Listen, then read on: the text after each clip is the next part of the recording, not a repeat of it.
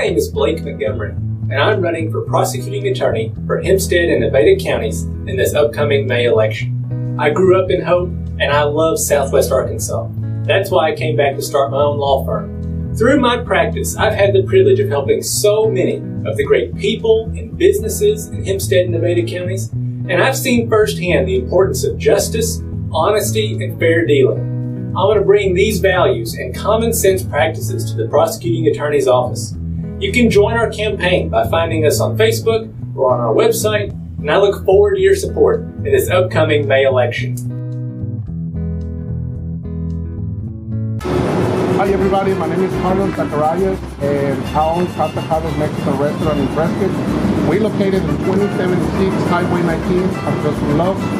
And I want to invite everybody to come to try my fajitas, my chimichangas, tacos, and we also have strawberries and cream, ice cream, and many more things. So please come to see us. We also stay open after Curly Wolves home game. So we stay open till 11 p.m. So come to see us, please. Thank you. Come to see us at Casa Carlos. We'll see you tomorrow. Your heritage began in 1911 when the Bank of Delight was incorporated with the Arkansas Secretary of State. The Bank of Delight is the oldest and most respected banks in Arkansas. Our strong reputation is based upon our financial stability and community leadership, and our customers knowing that they can depend on us in the good times and the bad. We would like to thank our customers past, present, and future for giving the biggest little bank in Arkansas an opportunity to assist you with your financial needs. Go Curly Wolves!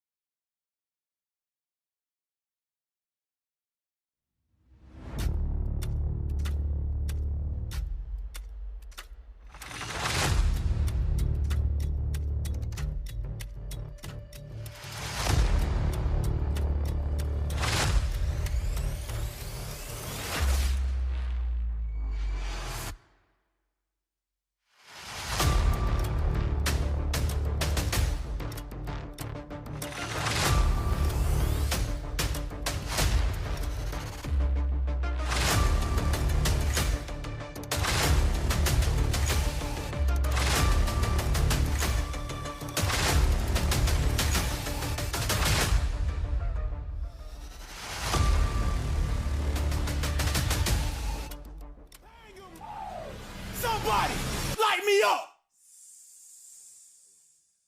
Boom! Hi, my name is Blake Montgomery, and I'm running for prosecuting attorney for Hempstead and Nevada counties in this upcoming May election. I grew up in Hope, and I love Southwest Arkansas. That's why I came back to start my own law firm. Through my practice, I've had the privilege of helping so many of the great people and businesses in Hempstead and Nevada counties, and I've seen firsthand the importance of justice, honesty, and fair dealing. I want to bring these values and common sense practices to the prosecuting attorney's office. You can join our campaign by finding us on Facebook or on our website, and I look forward to your support in this upcoming May election. Hi everybody, my name is Carlos Zacharias and I own Prescott Vs Mexican restaurant in Prescott. We're located in 2076 Highway 19 on Justin Love. And I want to invite everybody to come to try my fajitas, my chimichangas, tacos, and we also have strawberries and cream, ice cream, and many more things. So please come to see us. We also stay open after Curly Wolves home game. So we stay open till 11 p.m. So come to see us, please. Thank you. Come to see us at Casa Carlos. We'll see you tomorrow. Your heritage began in 1911 when the Bank of Delight was incorporated with the Arkansas Secretary of State. The Bank of Delight has become one of the oldest and most respected banks in Arkansas. Our strong reputation is based upon our financial stability and community leadership, and our customers knowing that they can depend on us in the good times and the bad. We would like to thank our customers past, present, and future for giving the biggest little bank in Arkansas an opportunity to assist you with your financial needs. Go Curly Wolves!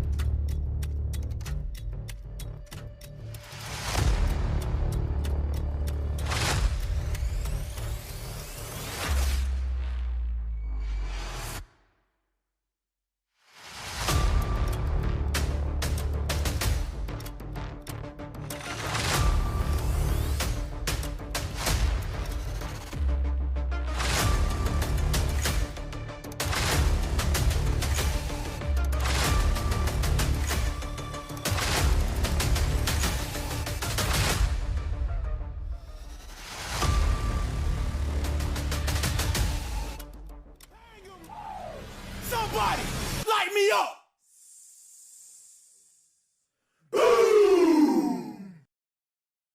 Hi, my name is Blake Montgomery, and I'm running for prosecuting attorney for Hempstead and Nevada counties in this upcoming May election. I grew up in Hope, and I love Southwest Arkansas. That's why I came back to start my own law firm. Through my practice, I've had the privilege of helping so many of the great people and businesses in Hempstead and Nevada counties, and I've seen firsthand the importance of justice, honesty, and fair dealing. I want to bring these values and common sense practices to the prosecuting attorney's office. You can join our campaign by finding us on Facebook or on our website, and I look forward to your support in this upcoming May election. Hi everybody, my name is Carlos Zacarias and I own Casa Carlos Mexican Restaurant in Prescott. We're located in 2076 Highway 19 across from Love. And I want to invite everybody to come to try my fajitas, my chimichangas, tacos, and we also have strawberries and cream, ice cream, and many more things. So please come to see us. We also stay open after Curly Wolves home games. So we stay open till 11 p.m. So come to see us, please. Thank you. Come to see us at Casa Carlos. We'll see you tomorrow. Your heritage began in 1911 when the Bank of Delight was incorporated with the Arkansas Secretary of State. The Bank of Delight has become one of the oldest and most respected banks in Arkansas. Our strong reputation is based upon our financial stability and community leadership, and our customers knowing that they can depend on us in the good times and the bad. We would like to thank our customers past, present, and future for giving the biggest little bank in Arkansas an opportunity to assist you with your financial needs. Number 5, O'Marion Dickens. Number 19, Welcome to Bayless Smart Knock Price. today. Jim Number Honey along with 33, Brandon Honey. Caleb We are Harris. in Arkansas in the semifinals of the 3A state playoffs. The Prescott Curly Wolves will be facing the McGehee Owls tonight. Both teams come in undefeated. Prescott ranked number 1, McGehee ranked number 2. Both these teams have been number 1 and number 2 for the majority of the year. And Brandon, we are in for a great football game tonight. Yeah, definitely a really good football team. McGee's got a good history. Prescott's got a good history. This team that won this game last year ended up going to the state championship game.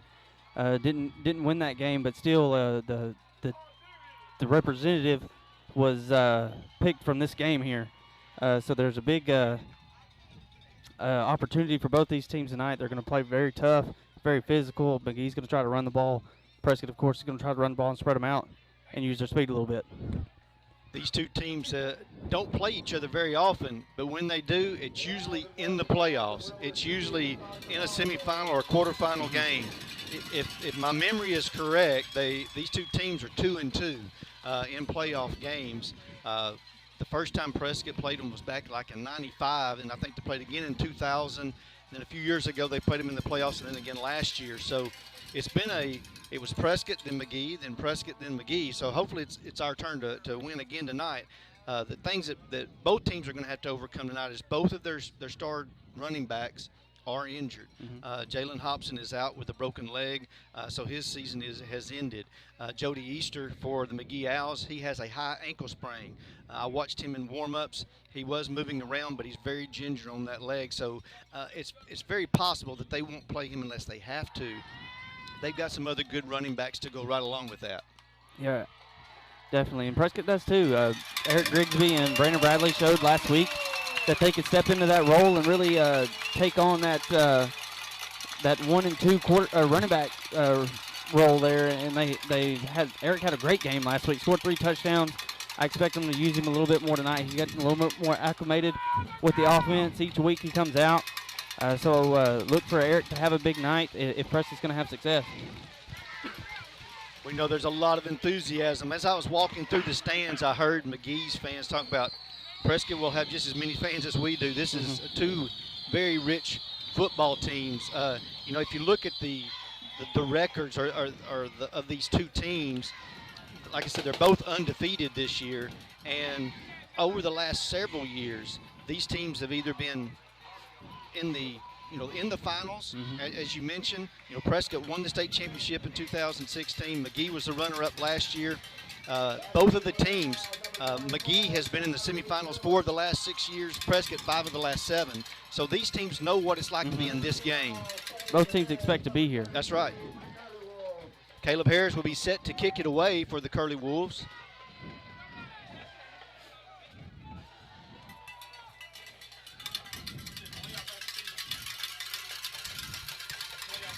Looks like Newman will be back deep to receive.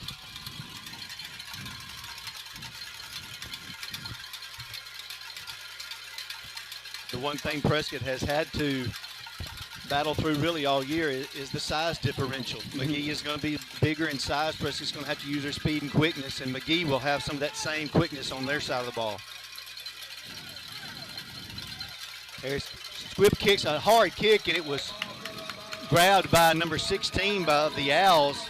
That's Patterson, so McGehee will start with great field position. Yeah, good heads-up play there by Patterson. That ball was kicked hard. I think that was Caleb's plan, was to kick it low and hard. We've seen him do that a couple times this year. Maybe get a tough bounce, and Prescott could recover that one, but Patterson did a good job of bringing that one in. They'll have great field position to start on their own 44-yard line. Polite is your quarterback, number 3. Woodson, number 22, will be your fullback. And expect to see number 24, Newman's name called quite a bit as well. They run the wing T formation on offense, and their heavy dose of run.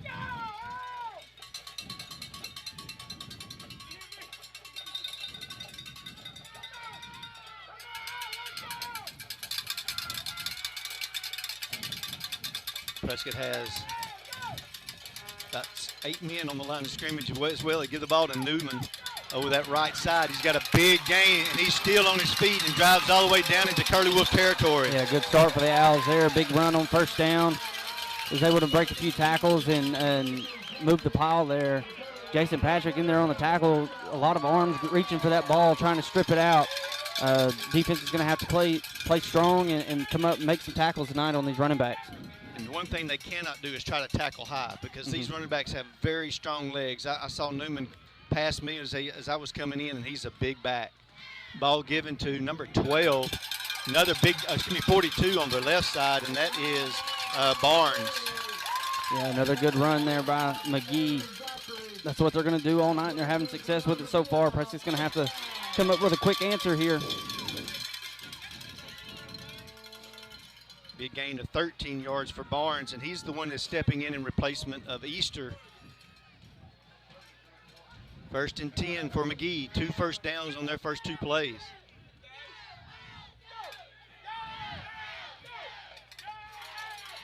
Newman goes in motion. Polite's going to keep over the right side, gets outside, and will be tackled there by number 13, Thompson. Yeah, DeTevern did a good job coming in, making the tackle there. We've seen the past couple weeks Prescott kind of work those cornerbacks in tighter a little bit, playing teams that are trying to run the ball on them a little bit more. And the corners have done a really good job of tackling in open space, so it's a good job to see DeTevern start off tonight with a good tackle. 4-yard gain there for McGehee, so it's a 2nd down and 6.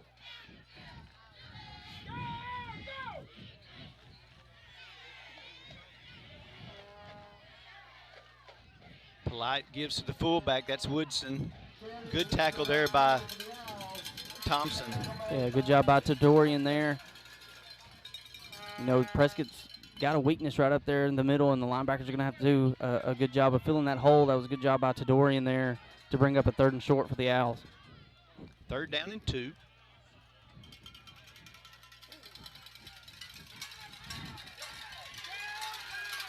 Old school of sending the plays in from the line, from the sideline with the receivers.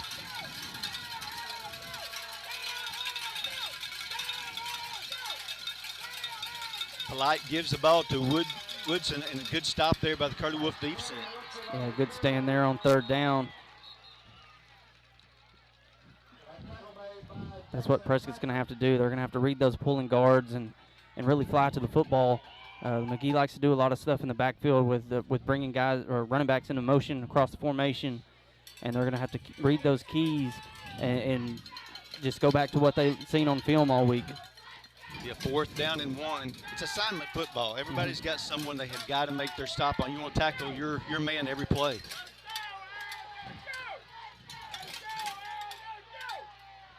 Ball's on the ground. Prescott's recovered it for the first turnover. Big play there. Yates comes up with a turnover. Huge opportunity for Prescott to get some momentum there with McGehee having that mistake and putting the ball on the ground. You know, that could be a huge point in this game tonight, is which team can limit the turnovers, limit the penalties. And Prescott coming up with a big turnover there gives them a good opportunity to take some momentum here. That's going to mark the ball at the 15-yard line. 1st and 10 for Prescott.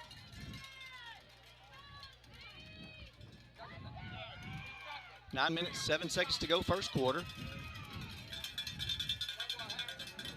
Grigsby in the backfield with Poole. Quick pass out to Zachary. Gets to the sideline with gain about 6. Good play there for Prescott. Getting some momentum going. They're going to have an opportunity here to go no huddle, kind of pick the pace up of this game. Zachary did a good job of getting some yards there. Could have had some better blocks out front by his wide receivers there. Could have broke that one a little bit more. Bring up a 2nd down and 4. 3 receivers to the right, 2 to the left. Poole drops back to pass, looking for Caleb Harris on a little wide receiver screen. He's going to be up close to the 1st down, waiting to see where they mark it. Little tunnel screen there. Good job by Pettit to get out there and get a block on the defensive back to help spring that 1st down run.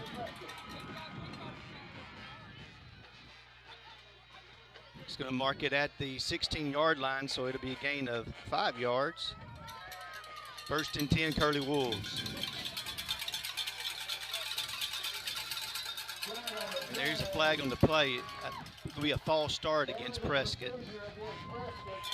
I think Prescott's going to have to keep under control tonight. It's been a while since they played on the road. Right. They've had a home crowd advantage, but tonight McGehee has come out. A ton of people here in the stands. They're getting loud over here. Prescott's going to have to tone that out. And there's just so much going on, so you know that there's a lot of distractions. Poole, quick pass out to Zachary again. Gets around 1, but they get him pushed out of bounds. Looks like he may have gained the 5 yards back. Yeah, Prescott's working on this quick passing game, trying to get these guys that are playmakers out open in space. Ryan Dickens did a much better job on his blocking assignment there. Gain of 6 yards, so it'll be a 2nd and 9. Poole gives to Grigsby.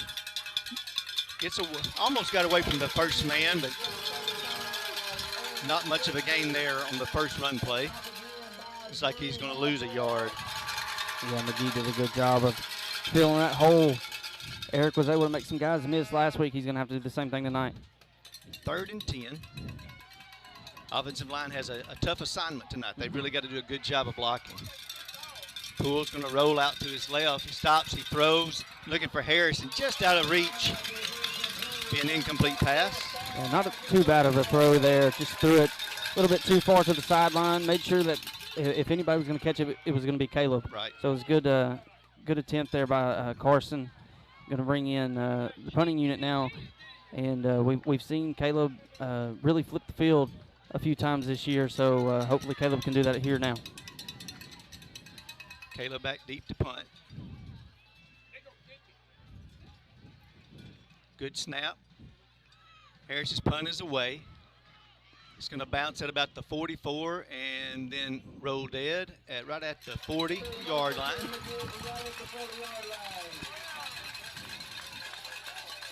So McGehee will take over on their 2nd offensive possession on their own 40. So both teams moved the ball a little bit. McGehee had the turnover on the bad snap. Prescott was able to move the ball for one 1st down.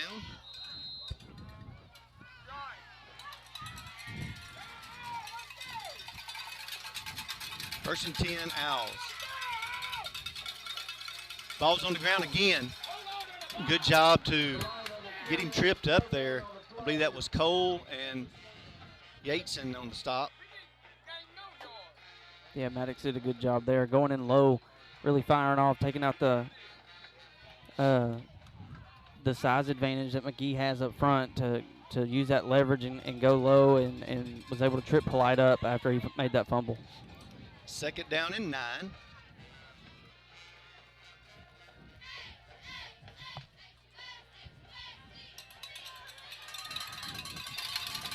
See Prescott's moving around some of their defensive players tonight, getting them in some different positions. Keep the Owls thinking.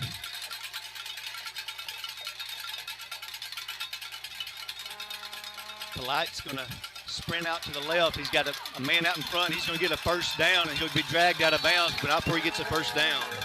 Yeah, Prescott came up showing kind of a linebacker blitz to that right side, and Jason backed out of it, but McGehee was going left that whole time, and Polite had a lot of room to work with before he encountered a defender. 12-yard gain there for Polite. First and 10 Owls.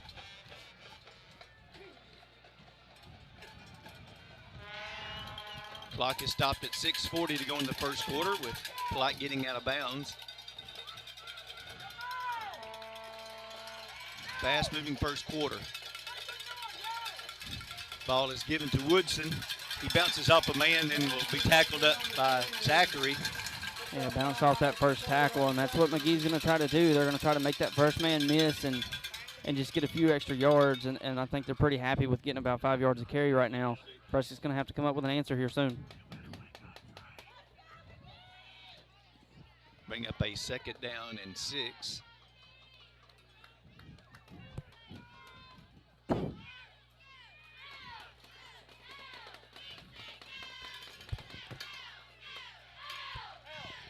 Polite's going to keep it. Good job there by Dickens. Excellent job. He was being blocked and came off the block and made the stop. Yeah, much better job there by Travion. He missed that first tackle on that last play. He wasn't going to miss that one. A much better job fighting off that block and bringing down the ball carrier. Brings up a third down and 5.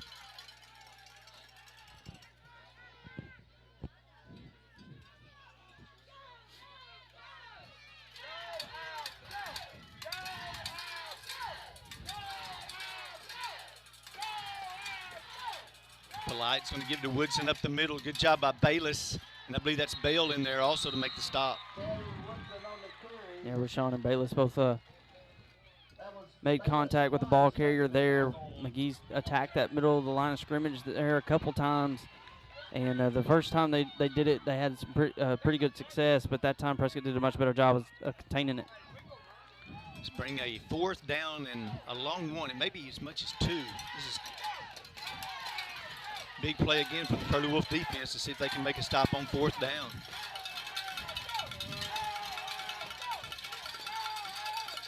Polite gives the ball. Good job there. That was Patrick made the stop right when he got the ball.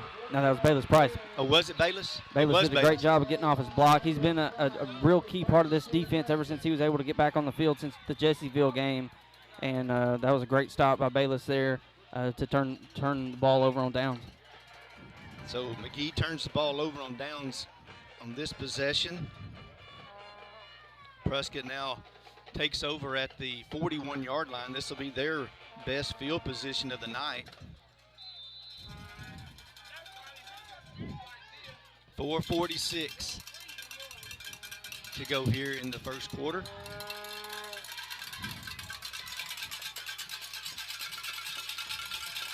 Poole's going to drop back to pass, throwing a little quick pass out to Zachary.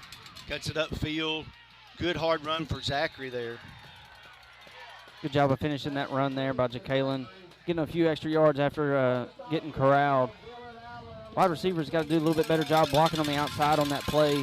They've had room for Jacqueline to get up the sideline, but the wide receivers just haven't been able to hold their blocks for very long.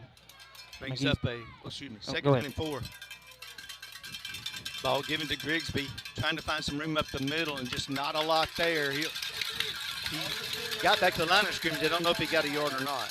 That's good defense by McGehee. They saw that play a lot last year when they played Prescott. Prescott had a lot of success running that little, almost that zone read, and they're keen on Grigsby because Carson hasn't run it as much this year. 3rd down and 3.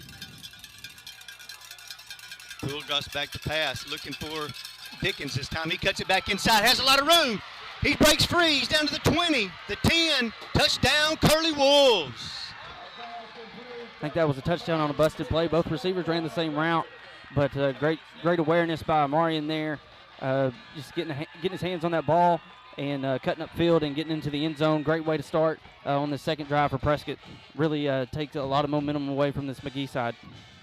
Prescott's going to line up to go for 2.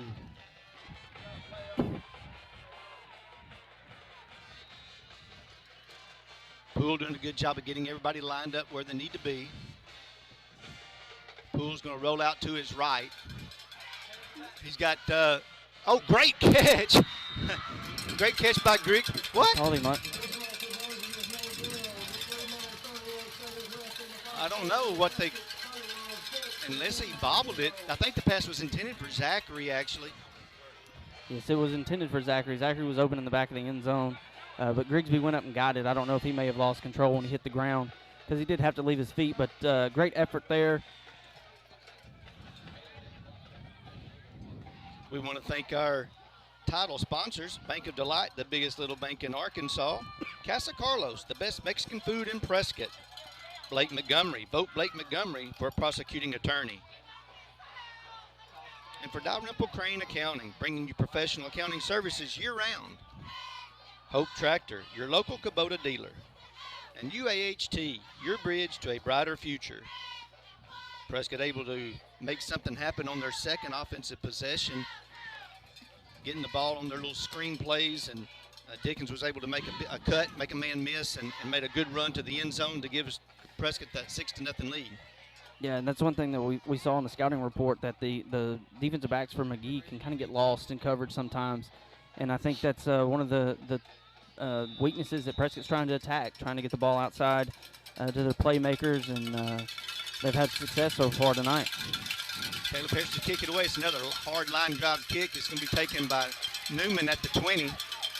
Bradley gets a hand on him. He breaks free from it, and then they'll get him corralled and tackled at about the 35. There'll be a late flag coming in there.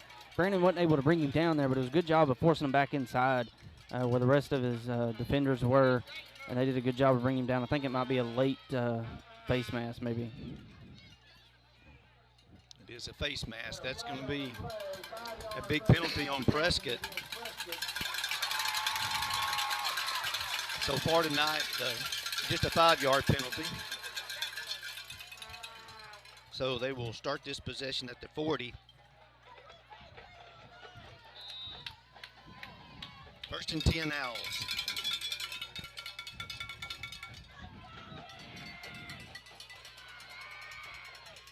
Polite gives the ball to Newman over the right side. Good hard run by Newman. Yeah, good 10-yard run there for the Owls. Owls have had success running the ball so far, but Prescott's been able to make a few stops during each possession of theirs, but they are definitely having success in their running game so far tonight. That was a 9-yard gain.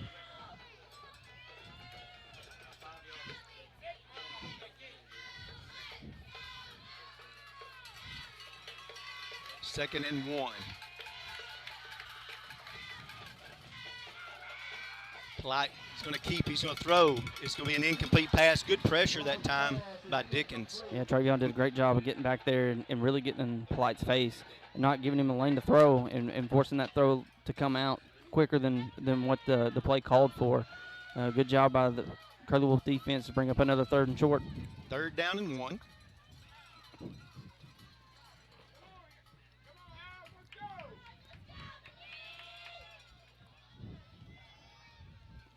.247 to go here in the first quarter.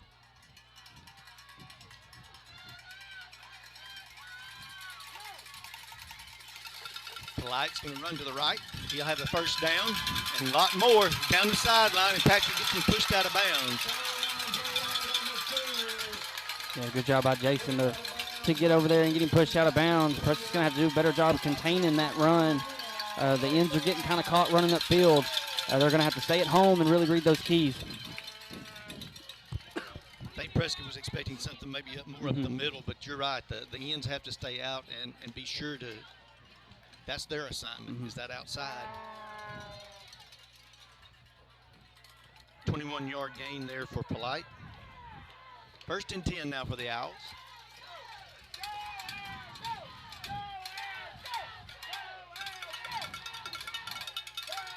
Pitch comes to Barnes.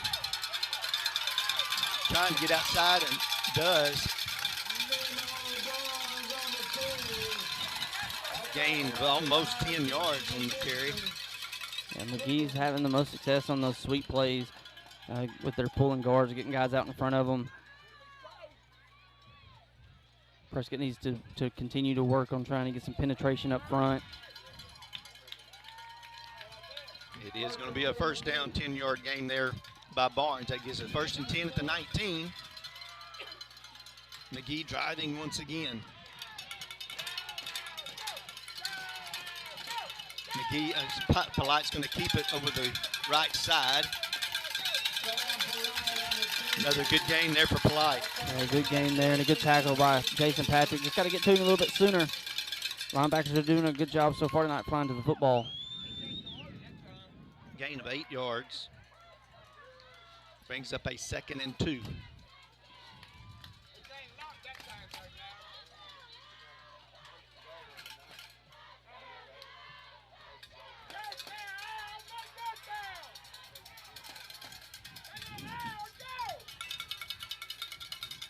Polite going to pitch out to Woodson. Good job there by Patrick to make the stop. He did not get the 1st down. Yeah, it was a little, almost a speed option type play there. Polite kind of pitched it a little bit late, but a good job by Jason coming in and making a tackle short of the line to gain. Brings up a 3rd down and 2.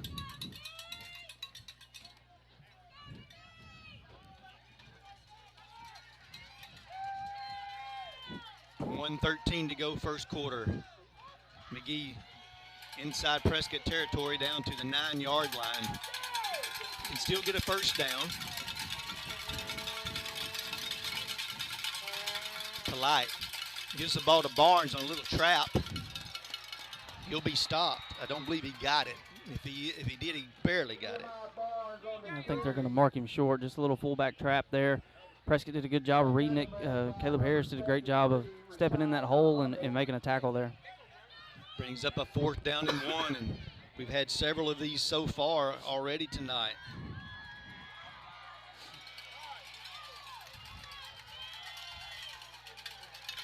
This most likely will be the last play of the quarter. They might get one more play off.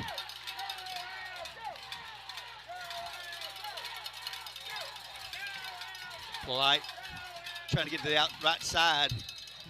I think he got the 1st down. Gonna have a 1st down there, but Jamarian Burton did a much better job of forcing him back to the inside. There, he kept his outside shoulder free and forced Polite to run back to the middle of the field, and Prescott was able to stop him for a short gain just not before he got the 1st down. They're going to let this quarter go ahead and run out, so that'll be the end of the 1st quarter. Prescott holds a 6-0 lead with McGehee driving here and with an opportunity to get in the end zone. Take this time to thank some of our sponsors, Herndon Fuqua, our family serving yours. Shelter Insurance, let Eli Ratcliffe find you the right coverage at the right price. Prescott Automotive, providing Prescott, Arkansas with quality car care at affordable prices. Hines Trucking, 85 years of excellence through safety and performance. State Farm Insurance, Lee Doucette, here to help life go right. Call Lee Doucette today. Well, so far, Brandon, this 1st quarter was exactly what we expect. It's going to be very competitive all the way through. Prescott's game is to try to do the short passes, trying to get their elite players on the edge and use that speed. McGehee just pound up the middle. Yeah, and it's coming to fruition right now. McGee's had success running the ball. Prescott's been able to make a few stops. And Prescott's pretty much been just settled with the short screen game, trying to get the ball outside. They're going to have to keep working on that.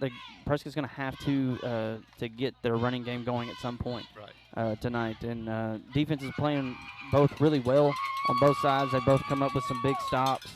And McGee's driving now. Prescott's got an opportunity to keep them out of the end zone here, and that's what you'd like to see. And it's one of those situations. We got two games tonight that are very similar. In the other game, other semifinal game, you got Boonville as a running team. Harding Academy is a spread offense, and that's what you have here. So it's really going to see who's their best, what they do best, what's going to come out and be the most successful tonight.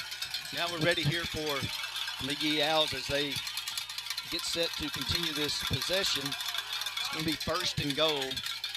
Ball marked at the 6-yard line.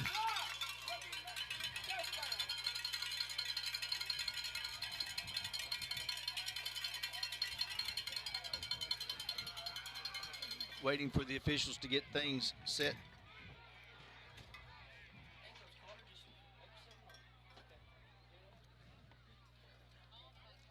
Not sure what we're getting straight on at the moment.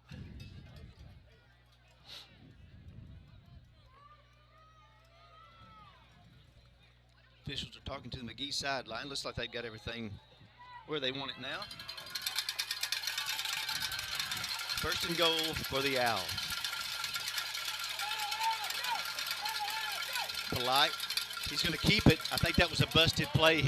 Either he or Woodson, went the wrong direction. Yeah, somebody went the wrong direction on that offense, but great job by Prescott to force a negative play. They were in the backfield, got really good penetration, and was able to bring Polite down because Polite's got the speed that he can get to the outside on a busted play. But a great job by Prescott to bring him down. Looks like a loss of a yard, so it's going to be 2nd and goal from the 7.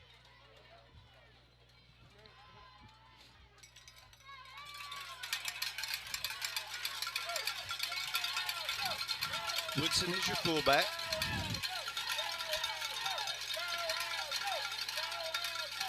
Polite trying to get out to the left side. He's got room. He cuts it back inside. Oh, he cannot get him to. Dickens couldn't keep him out of the end zone. Yeah, it's one of the plays that McGee's had the most success on is just that's either a quarterback sweep or a sweep to the run to one of their wing backs, getting to that outside, and Preston just hadn't been able to contain them as much as you'd like. Travion did a good job of pushing him back inside, but just couldn't bring him down before he got into the end zone. McGehee runs the swinging gate on their extra point. Don't see that a whole lot anymore, but you do every once in a while. Number 65 is Christian White to attempt the extra point. Kick is up, and it is no good. So that with 11:10 to go here in the second quarter, we are tied 6-6. And with that score, we would thank a few more of our sponsors. Brazil Cornish, the funeral home, we care. No Way Pupwood, you hug them, we cut them. Authentic American Lager. PSE Spray Services, pesticide, herbicide, and aquatic applications for residential and commercial. Farmers Bank and Trust, easy banking for busy living. MyFarmers.bank.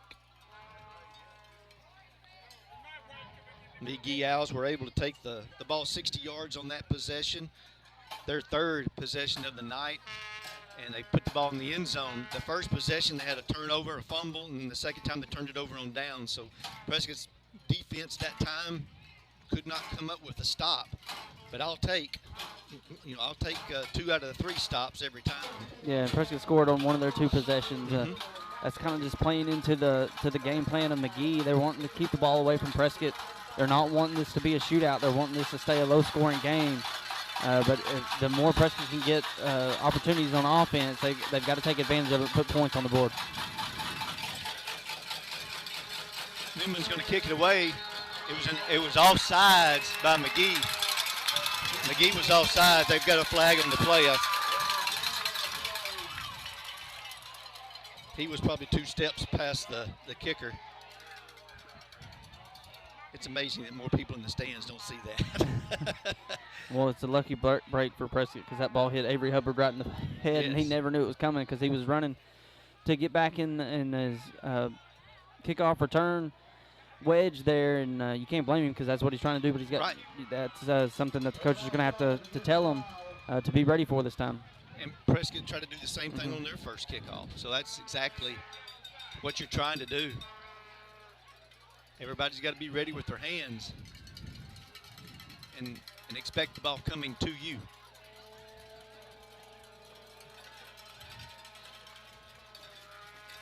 Newman will be set to kick it away again.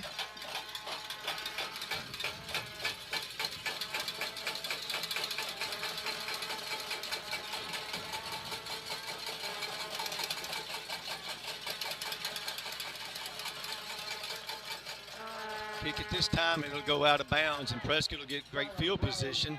It'll go out of bounds at about the 44, and then I believe it's a 5-yard penalty tacked onto it, if I am correct.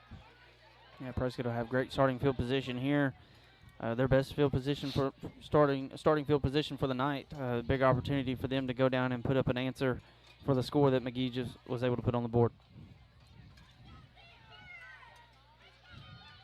They're talking to Coach Glass to ask what he wants to do.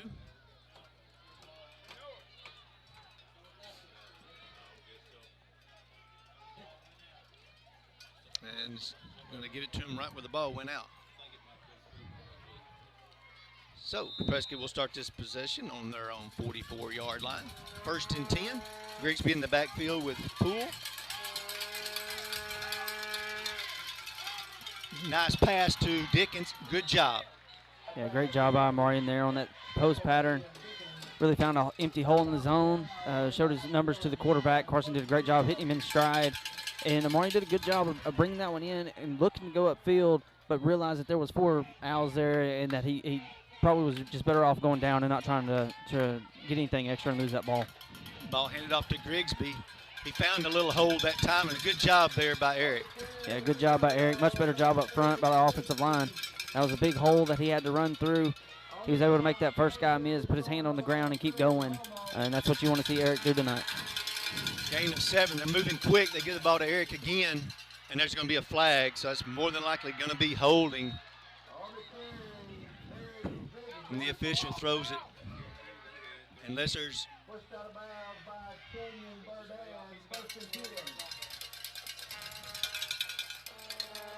the penalty was actually on McGehee. He pointed towards Prescott, but I believe that was incorrect. Grigsby with a nice gain there down to the 26-yard line. Poole gives the ball to Grigsby, looking to get on the left side. He cuts it back inside. Good job. Yeah, good job for Eric to get what he could get there on that run. McGehee did a good job of stretching that play out towards the sideline. Caleb did a great job of getting a block out in front of him and kind of opened up a little hole. And when Eric saw it, he was able to hit it and get it a couple yards. 2nd down and 8. Prescott driving now. Ball placed at the 22-yard line of the Owls.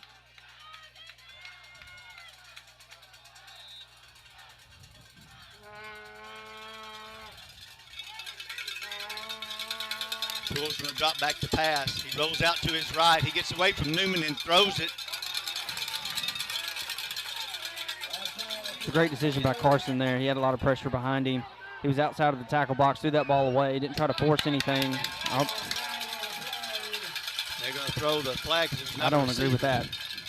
In the area is the only thing I can think of, but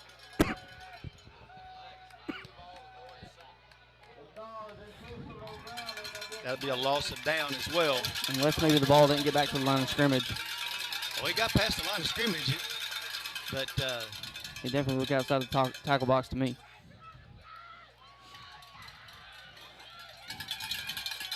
I think Coach Glass is trying to discuss that with the officials.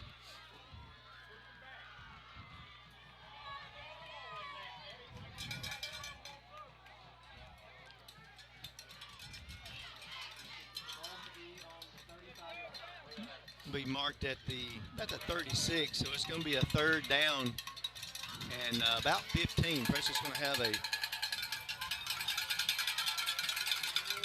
Make it about 25, excuse me. Possibly 2 down territories for Prescott if they can get some yardage on this play. Oh, bad snap. Bradley gets back on it, but a bad play there for Prescott. And there's a flag on the sidelines as well. That's a possibility of the coach's sideline warning. Yeah, that's not what you wanted there. It was already 3rd and long. You have a bad snap, and you're going to lose about another 20 yards there. It's going to make it 4th down. There's another flag.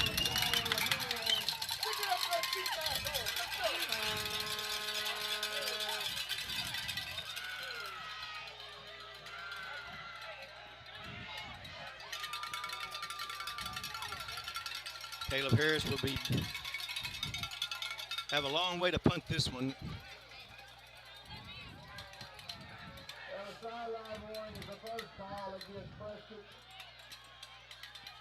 And they're going to receive a penalty to go along with it.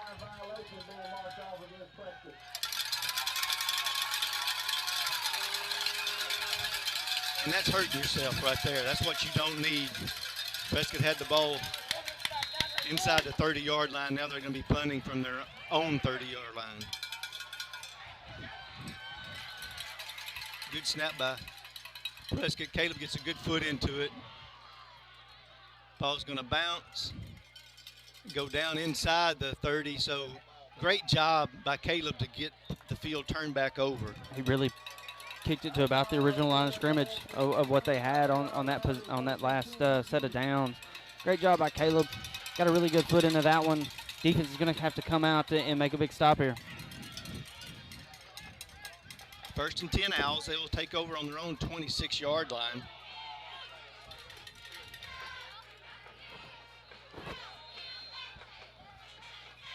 Everybody's emotions are high when it gets to this stage of the season.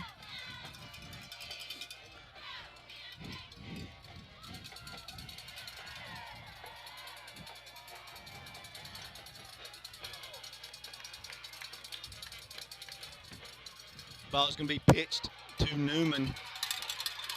Armani Tidwell there to help slow him down. Yeah, Martin did a good job fighting off his block. The guy blocking him is much bigger than him, but he did a good job of getting off of him, making that tackle. It's going to be gain of about 8 yards on the play for Newman. Prescott's defense really needs to come up with a big stop here. There's 8:53 to go in the first half. Game tied at 6. Still anybody's game, of course, and there's a lot of football left to play, but you don't want that momentum getting away from you. Polite keeps it. Good job there by the Curly Wolf defense. Thompson and Patrick and I believe Cole.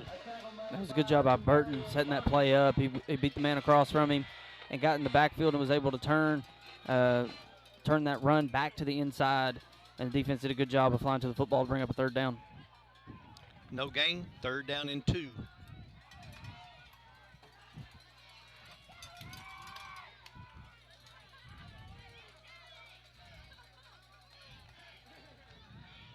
Polite brings the call back to the huddle.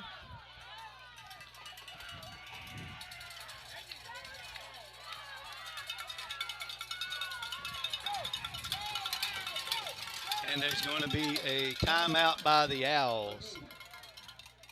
We'll take a moment here to thank our title sponsors, Bank of Delight, the biggest little bank in Arkansas, Casa Carlos, the best Mexican food in Prescott, and Blake Montgomery. Vote Blake Montgomery for prosecuting attorney. As we get here in this stage of the game, you're getting into the later moments of the first half, and every possession is extremely important, mainly because you want to have the momentum as you go into halftime. Prescott needs to stop here and hopefully get a possession to where they can get some points on the board before halftime. Yeah, absolutely. They were able to get some momentum on that big pass play, and then defense wasn't able to keep McGehee out of the end zone on the next possession for McGehee. But this is an opportunity for Prescott to possibly make a stop, get some good field position. You still have McGehee on their own side of the field. So a big stop here, a big play coming for your defense. McGehee will come out with a 3rd down and 2. McGehee stopped themselves with a turnover earlier, driving in to hopefully try to get points on the board. Prescott was able to come up with a fumble recovery. And then, of course, Prescott driving a moment ago, having a scoring opportunity, then had a couple of bad plays with a bad snap and a couple of penalties.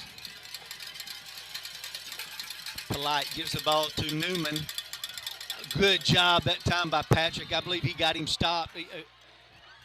They've got it marked just outside the 35, and he needed to get to the 36, I believe. Yeah, great job by Jason and company there. Jason was the first one there, but the rest of the defense was able to come in and help clean that up. They've done a really good job on the on the short yardage attempts for McGehee. Prescott's been able to get some penetration when they're in that 2nd and short, 3rd and short, and make some stops. Hopefully they can do it again here on 4th and 1. 4th and 1. Prescott's defense could make a stop here. They'd have great field position and would also stop this drive for the Owls. Polite's going to keep it on a quarterback sneak. I believe he got the 1st down.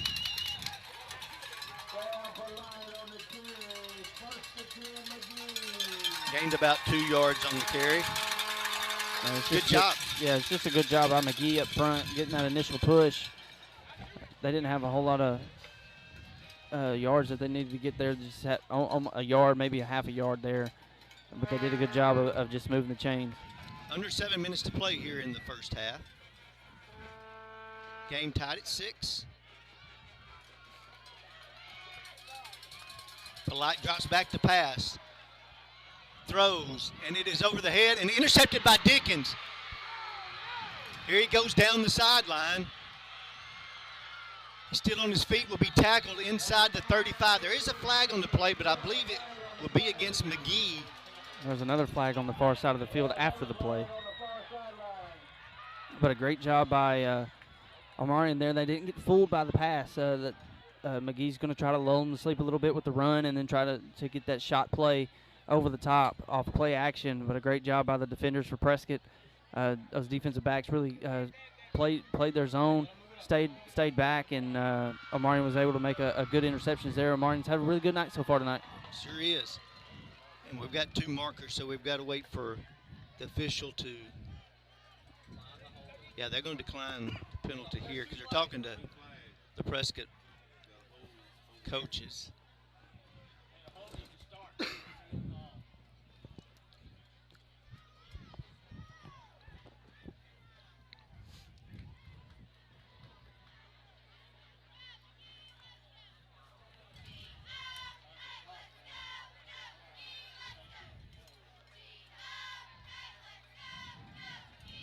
There was a motion penalty on McGehee. That's declined. And then there was it looks like maybe a 5-yard block in the back or something. I think it was another sideline violation for Prescott. Well, Prescott's going to have to back up. Give themselves some room over there. There's no need in losing 5 yards. Prescott will start this one on the McGehee 39.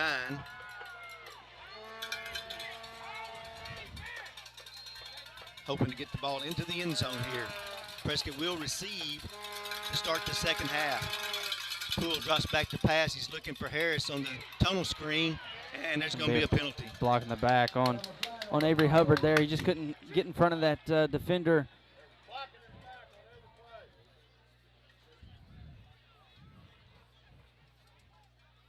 Good play design there.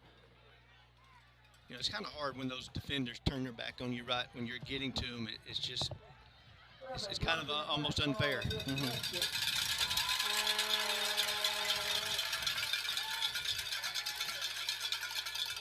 going to back Prescott up about 10 yards from the spot of the foul. Excuse me, they're going to do it from the line of scrimmage, so it'll be a 1st and 20.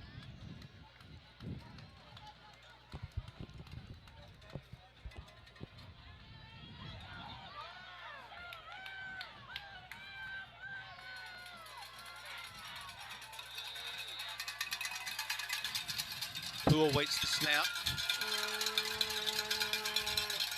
Looking to throw downfield. He's going to step up in the pocket, and boy, he's getting a lot of pressure there, and he'll go down the sack. And it was a good job stepping up in the pocket. Just gotta have that clock going off in your head that you got to get rid of that ball.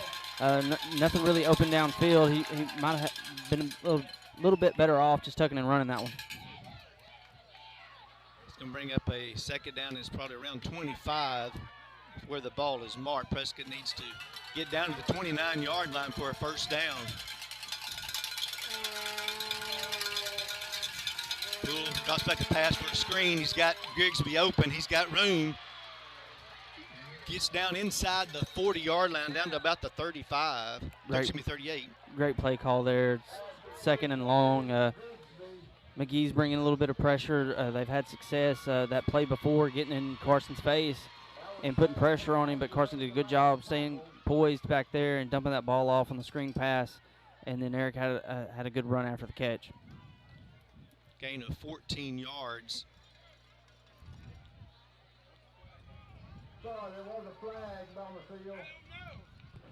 I believe there was a roughing the passer added to that, so that's a 15-yard penalty to help the Curly Wolves, and will give them a first down. Yeah, both teams have had some pretty bad penalties that has helped the other team, whether it be sideline warnings or offsides or whatever it may be. Both teams are helping the opposing team out so far with penalties. First and 10 now at the 22-yard line for Prescott. Ball given to Grigsby. He made a good cut and just got tripped up. Yeah, made a great cut. Just, I think he tripped over Ty Coger. Ty took his man to the ground, and he's still a little bit slow to get up. Great job by Ty opening that hole. Got an injured player on the field at the moment, and we've got 4:51 to go here in the first half. Prescott driving. Got a break from the roughing the passer there, being able to not only get the ball completed on the screen pass, but then also was able to get the extra 15 yards for that allowed him to get the first down. So that gives Prescott a good opportunity now to get the ball in the end zone here before this first half ends. Yeah, especially with as much time is left to go here in the second quarter. You got just under 5 minutes to go. McGee's shown tonight that they're content on running the ball. They're trying to shorten the game time, take possessions away from Prescott. So passing is not necessarily McGee's strong suit. Right. So if you can put them in a situation to where they can't necessarily just run the offense they want to run, that bodes well for Prescott. You can force them into another situation where Polite might throw you another interception. Going to have a second down and 4 for Prescott. Poole gives the ball to Grigsby. Left side into the end zone, touchdown, Curly Wolves. 16-yard touchdown run by Eric Grigsby. Another good run by Eric. That offensive line has finally opened up some holes for him to work with up front, and he's done a good job of hitting the hole and getting downfield. Great job there to cap off that drive. 4:37 to go here in the second quarter. Prescott will go for a 2-point conversion.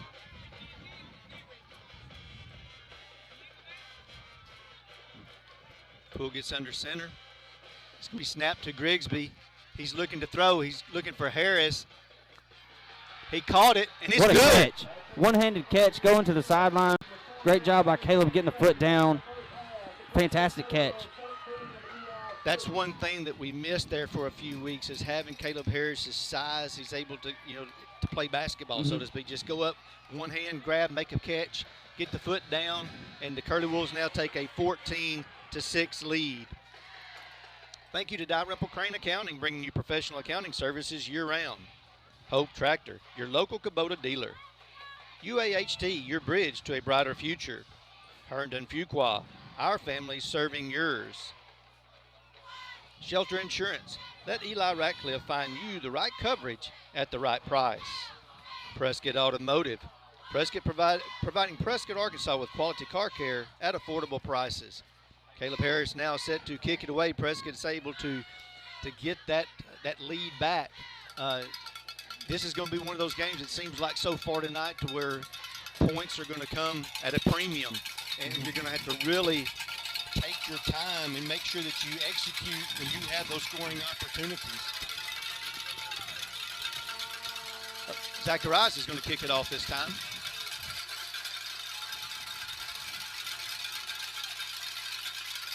going to be a high kick. Newman's going to take it at the 20. Oh, he's got some space, gets out to the 50. Dickens does get him down at midfield. Good job by Travion there making that tackle. He's made a couple of good tackles tonight, but Newman had a lot of room to work with there. He might have saved a touchdown. Oh, without a doubt, he was definitely looking to get to the sideline and turn it upfield. You know, we know both teams are missing their lead players, Hobson and Easter. Easter hasn't played any of it tonight.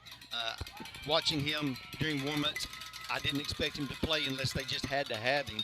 And right now, both teams are making good plays with their other players. Those other players have stepped up. Polite dropping back to pass. Going to get pressure. He's going to let it go. It's going to be knocked away. No, a great catch there by number 5. Yeah, really good catch there by A.J. Jordan there going up. He really went up kind of like getting a rebound, blocked out the defender and went up and got at his highest point. Great reception there by Jordan. Be a gain of about 17 yards. And they talked about that some in the scouting report we looked at. He goes up and high points the ball, and that's exactly what he did there. First and 10, Owls. Sweep to Newman. He's got some room over that side. He stays in bounds. He'll be in the end zone, touchdown. You can't just bump these guys. Nope, you can't just go in and bump them. Good run by Newman. They've had success on that sweep play all night long, and they were able to get into the end zone there.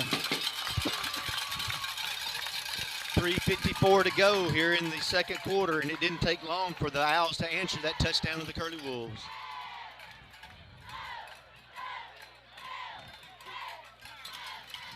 The Owls will line up for a 2-point conversion.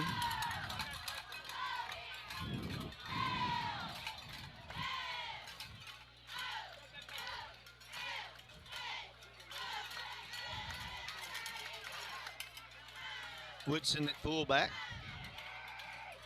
Send Newman in motion. Polite's going to keep it this time. Turns it up into the end zone. We got a tie game at 14. Yeah, this one's shaping up to be a good one. A little bit of back and forth going right now with the defense is playing well and the offense is playing well. Prescott's got some time here. They got 4 minutes left to go before the half. We know Prescott can score quick. So this is an opportunity for them to go down and take some more of this momentum back. Thank you to Hines Trucking, 85 years of excellence through safety and performance. State Farm Insurance, Lee Doucette, here to help life go right. Call Lee Doucette today. Brazil Cornish, the funeral home, we care. No Way Pulpwood, you hug them, we cut them. Authentic American Lager. Great game so far, the Curly Wolves and the Owls back and forth. The game is tied at 14. We expect it to be this way. Owls have another kicker that's going to kick off this particular time. Looks like it's Matt Irons.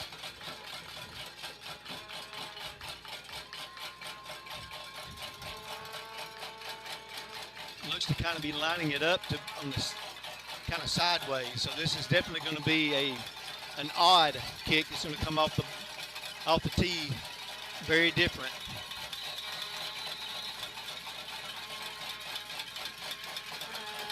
Kicked away. Poole's gonna, he couldn't get on it. And the Owls have the ball. That's not what you wanted for Prescott right there. Just couldn't get on that ball. McGee's got all the momentum right now. And that's what I knew, that ball was gonna come off crazy. And it took some that's bad the same bounce. way Newman was kicking it as well. And it comes off with that spiral to the side. And Carson just wasn't able to get on that one. So McGehee will steal a possession. They will get the ball on the Curly Wolf 38-yard line. Prescott now with 1 turnover. McGehee has 2. Defense has to stand up here and make something happen. Ball's on the ground. There was an opportunity they almost had to get the ball off the ground. Yeah, Polite's had some issues with some snaps tonight. But Prescott's done a good job. They were able to get on that one, but the other ones that he's had issues with, they've been in the backfield. They've been able to get back there and cause some disruptions. I don't know if it's the center trying to get the ball back quicker and trying to get to his block, but Prescott's doing a good job of Luke Holt, especially over the top of the center there, getting some pressure in the middle of that offensive line. Second down and 14. 3:15 to go here, first half. Ball given to Barnes. It's going to be pitched back to Newman, and he's got a lot of room on this right side again. This time, Zachary did a better job of getting him out of bounds. There's a late flag on the play as well.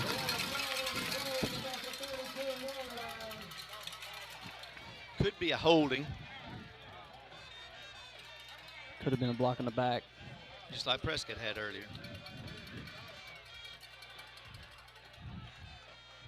It's going to be holding against McGehee. That will back them up from the, looks like about the 31-yard line is where the ball would be marked off from.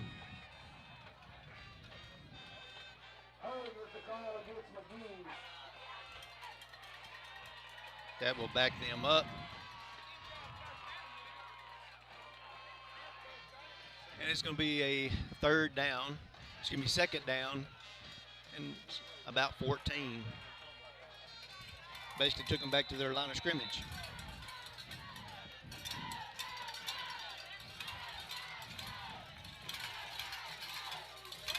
Both teams hurting themselves with penalties tonight. Polite's going to keep it. Good job by Patrick and Cole again.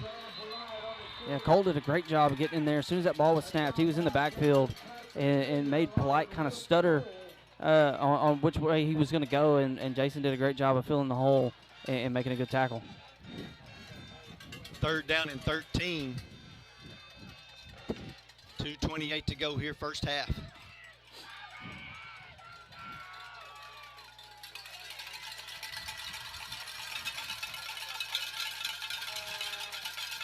This could be a time here that you got to look for Jordan again. He's matched up with Dickens.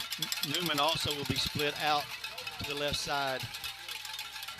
Polite's going to drop back to pass. He's going to get pressure, the little screen pass to Barnes. Excuse me, couldn't see who that was. Good job by Dickens. That was a good job there. Not getting fooled by the screen pass. They were able to get a couple yards there, but not a big gainer. But a good job of putting pressure on Polite and then coming up and making a tackle. That was Woodson, the screen intended for there. He did get about 3 yards, so it's going to bring up a fourth down and 10. Prescott calls a timeout here, and this is going to be a big opportunity now for Prescott to come up with a stop.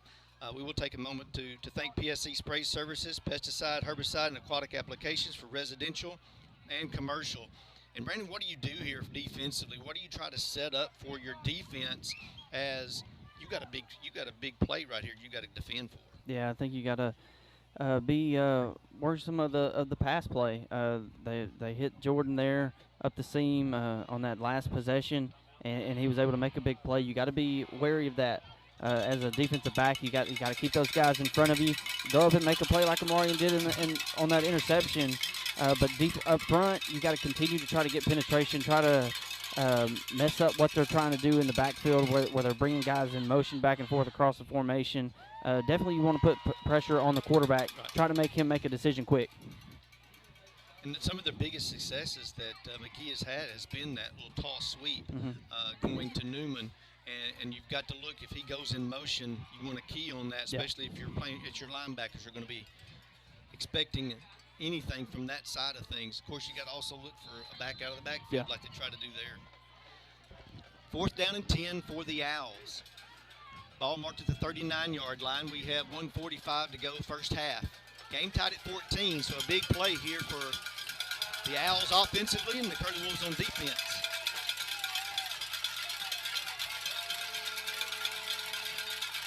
Polite, he's going to drop back to pass. He's getting pressure. He's got a lot of room on that left side. He's going to be hit, but he will have the first down. Great job by Polite. Yeah, great job. Rolling to his right. Prescott had good coverage there on the back end. He reversed field and just outran the defensive lineman and was able to get that extra yardage that he needed on the second effort there. 12-yard gain for Polite. Puts the ball now marked at the 27-yard line. 1:33 to go first half. Still a lot of time for Prescott to hopefully get a turnover here. But we do expect the Owls to go back to that run game. And there's the pitch to Newman again. And boy, they're eating it up on this right side. Yeah, the Owls are doing really good of containing that edge and really blocking off that defensive end, making the defensive backs come up and make tackles on their big running backs. And that's typically 4 or 5 yards down the field. It's going to be a 2nd down and 3. Ball at the 20-yard line.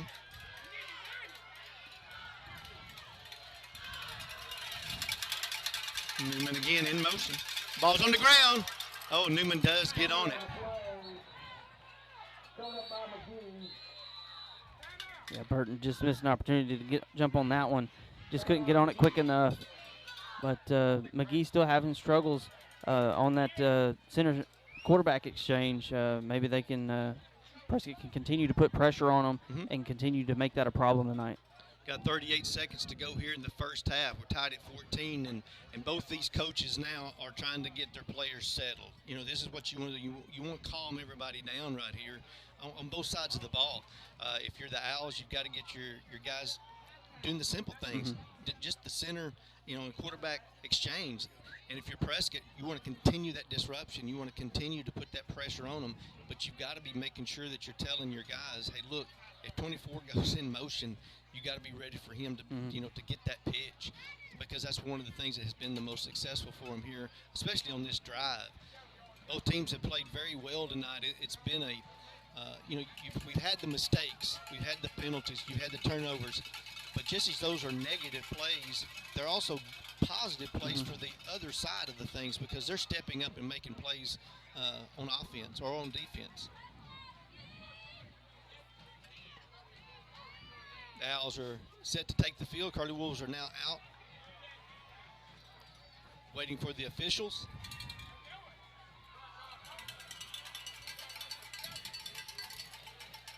We'll bring a 3rd down and 7. 2-down territory for the Owls.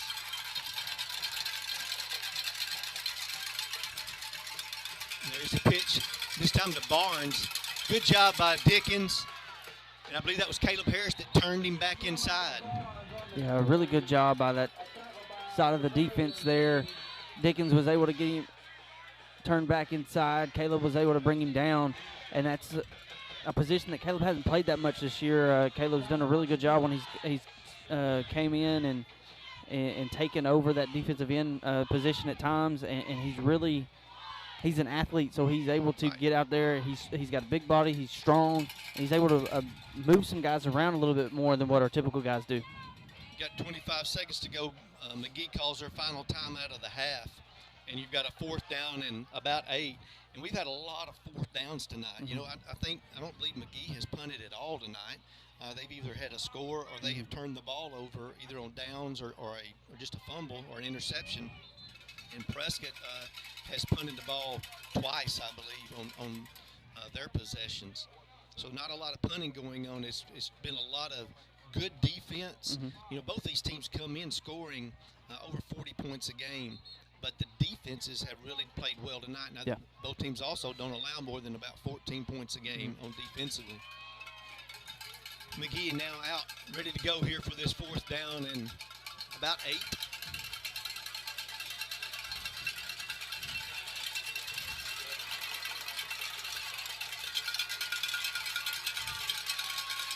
Newman's in motion. Light's going to drop back to pass. Looking for a backside throw, and it's going to be picked off by Yates. No, it's knocked away, which is really good because you get the ball up further on your possession. Pierce Yates kind of got a shot to the shin there. Maybe he'll be all right, but a good job by coming in there and knocking that ball away. Yeah, great job there. Jamarian Burton putting pressure on the quarterback, but didn't hit him late. He did a good job of slowing up and not driving him to the ground there. Good awareness. Good job by Pierce Yates getting back from his linebacker spot to almost come down with an interception there. but it might actually be a little bit better that he didn't come down with it because you're going to have a few more yards that you're not going to have to go. So McGehee has had 2 turnover on downs, and they've had a fumble and an interception. Prescott now comes out. You've got 18 seconds to go here in the first half. Prescott will probably look to see if they can get a positive play. They got 2 timeouts left. Poole's going to drop back to pass looking for Zachary on a little middle screen, and he'll get a first down. That's what you want. Time's getting slim here. You got your 2 timeouts. You want to get a good start on that first play, a good quick hitter. Good job by Jacalyn to get upfield and get that first down there. Clock will start now after the first down is marked. Poole's going to drop back to pass. Oh, he's got a good catch that time by Zachary at about the 45-yard line, and Prescott will, well, that's going to end the first half. Time did run out, so that's going to end the first half. Prescott and McGehee are tied at 14. We'll be back in a few moments with our halftime and our bands.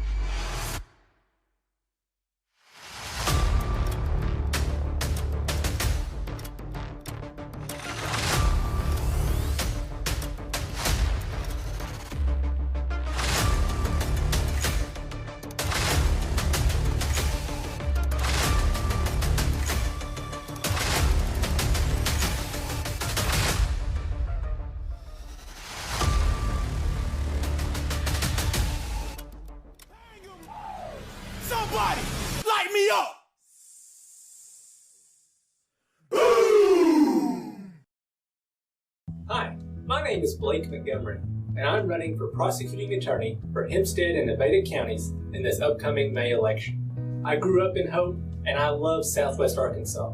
That's why I came back to start my own law firm. Through my practice, I've had the privilege of helping so many of the great people and businesses in Hempstead and Nevada counties, and I've seen firsthand the importance of justice, honesty, and fair dealing. I want to bring these values and common sense practices to the prosecuting attorney's office.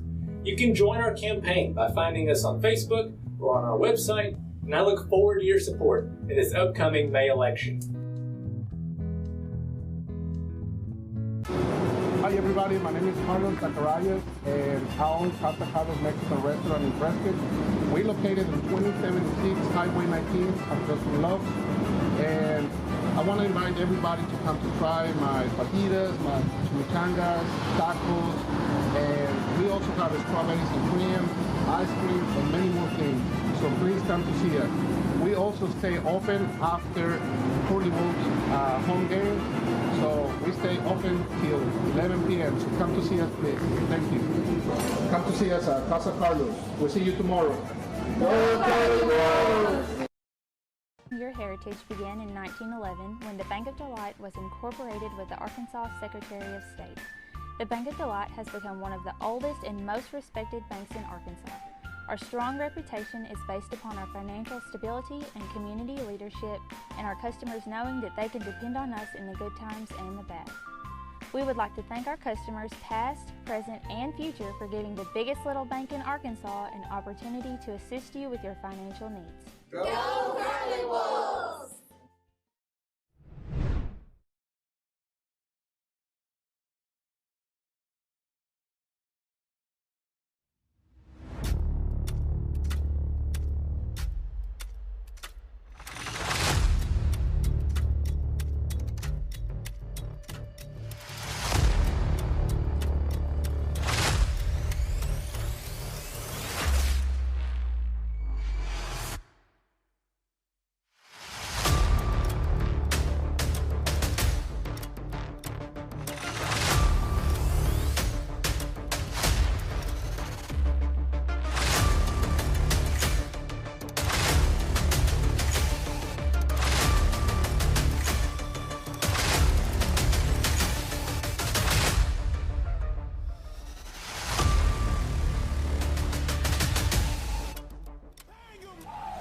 Somebody light me up!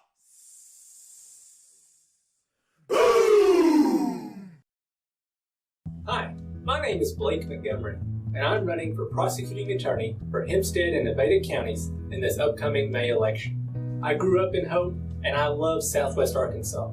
That's why I came back to start my own law firm. Through my practice, I've had the privilege of helping so many of the great people and businesses in Hempstead and Nevada counties, and I've seen firsthand the importance of justice, honesty, and fair dealing. I want to bring these values and common sense practices to the prosecuting attorney's office.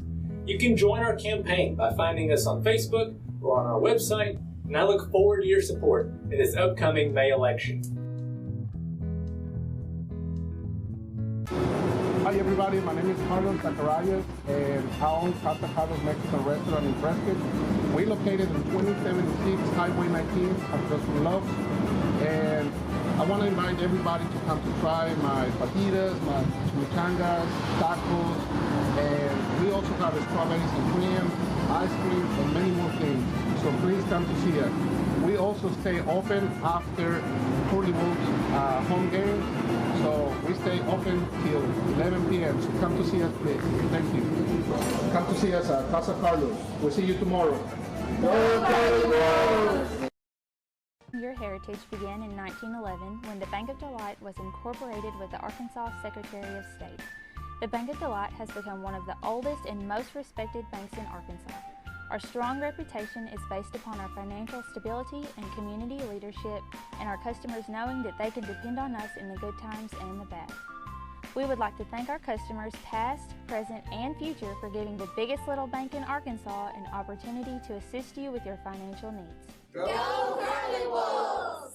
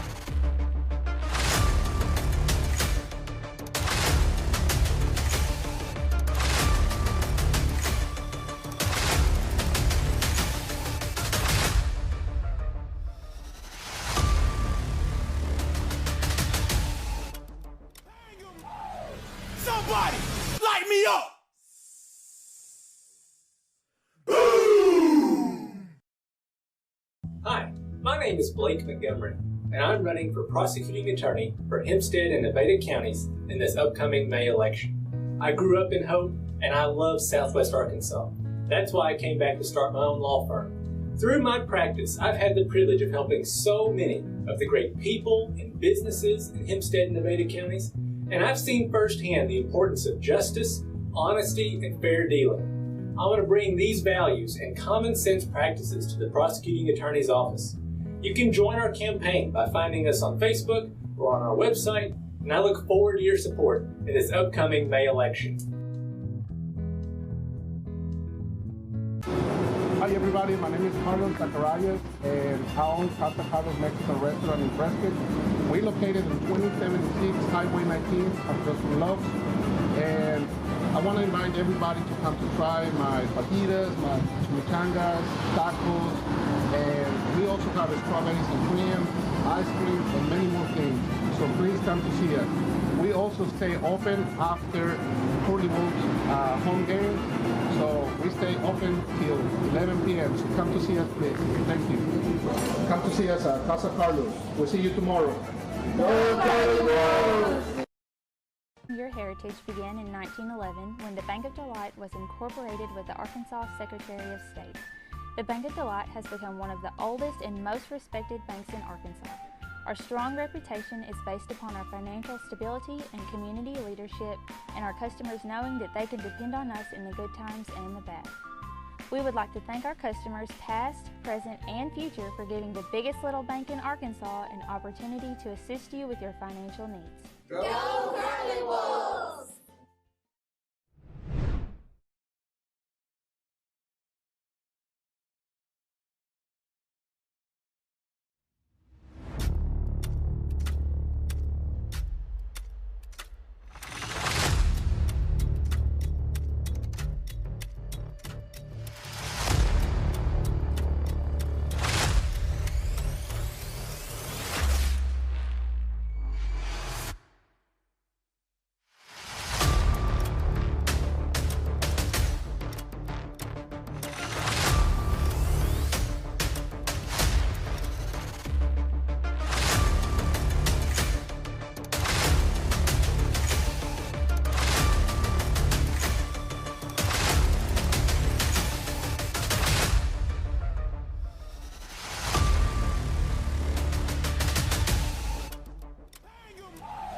Somebody light me up!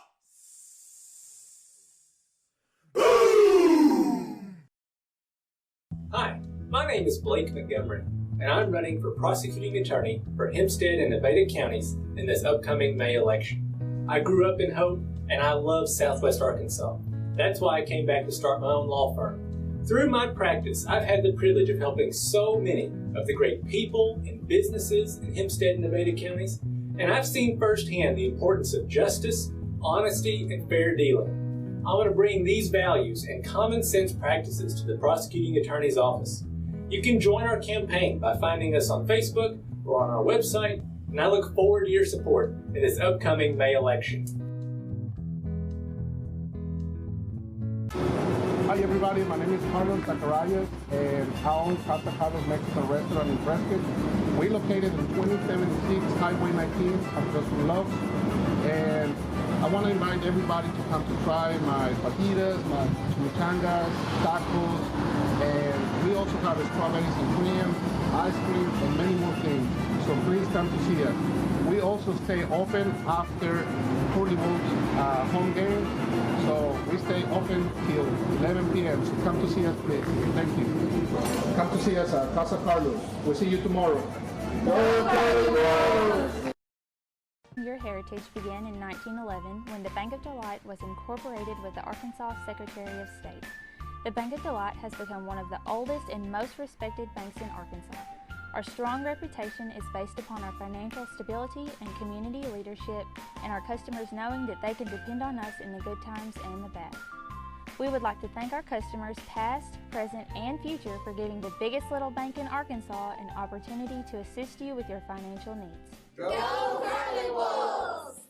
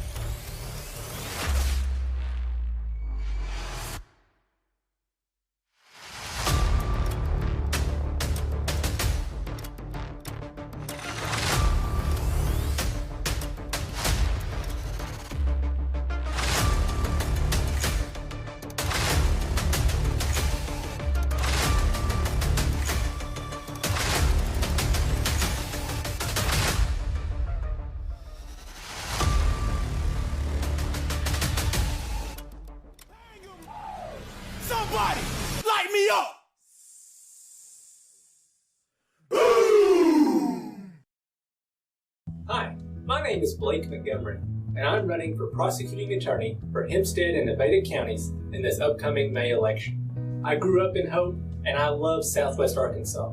That's why I came back to start my own law firm. Through my practice, I've had the privilege of helping so many of the great people and businesses in Hempstead and Nevada counties, and I've seen firsthand the importance of justice, honesty, and fair dealing. I want to bring these values and common sense practices to the prosecuting attorney's office. You can join our campaign by finding us on Facebook or on our website, and I look forward to your support in this upcoming May election. Hi everybody, my name is Carlos Zacharias, and I own Casa Carlos Mexican Restaurant in Prescott. We're located in 2076 Highway 19 across from Love, and I want to invite everybody to come to try my fajitas, my chimichangas, tacos, and we also have strawberries and cream, ice cream, and many more things. So please come to see us. We also stay open after Hollywood's home game, so we stay open till 11 p.m. So come to see us, please. Thank you. Come to see us at Casa Carlos. We'll see you tomorrow. Go Carlos! Your heritage began in 1911 when the Bank of Delight was incorporated with the Arkansas Secretary of State. The Bank of Delight has become one of the oldest and most respected banks in Arkansas. Our strong reputation is based upon our financial stability and community leadership, and our customers knowing that they can depend on us in the good times and the bad. We would like to thank our customers past, present, and future for giving the biggest little bank in Arkansas an opportunity to assist you with your financial needs. Go Curly Wolves!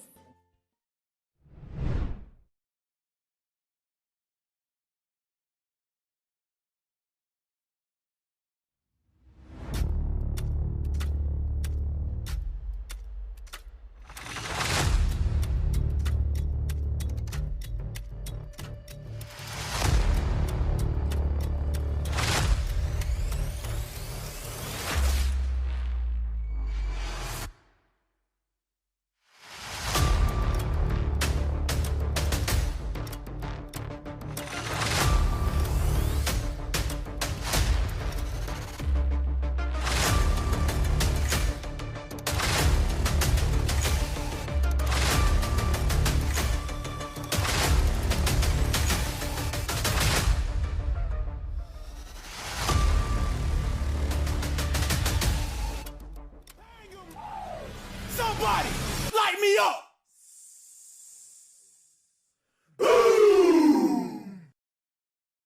Hi, my name is Blake Montgomery, and I'm running for prosecuting attorney for Hempstead and Nevada counties in this upcoming May election. I grew up in Hope, and I love Southwest Arkansas.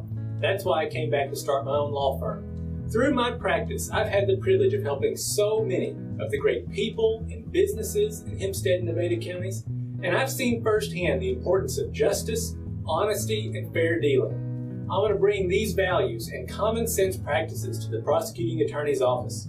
You can join our campaign by finding us on Facebook or on our website, and I look forward to your support in this upcoming May election. Hi everybody, my name is Carlos Zacharias, and I own Casa Carlos Mexican Restaurant in Prescott. We're located in 2076 Highway 19 across from Love, and I want to invite everybody to come to try my fajitas, my chimichangas, tacos, and we also have strawberries and cream, ice cream, and many more things. So please come to see us. We also stay open after Hollywood's home game, so we stay open till 11 p.m. So come to see us, please. Thank you. Come to see us at Casa Carlos. We'll see you tomorrow. Go Carlos! Your heritage began in 1911 when the Bank of Delight was incorporated with the Arkansas Secretary of State. The Bank of Delight has become one of the oldest and most respected banks in Arkansas. Our strong reputation is based upon our financial stability and community leadership, and our customers knowing that they can depend on us in the good times and the bad. We would like to thank our customers past, present, and future for giving the biggest little bank in Arkansas an opportunity to assist you with your financial needs. Go Curly Wolves!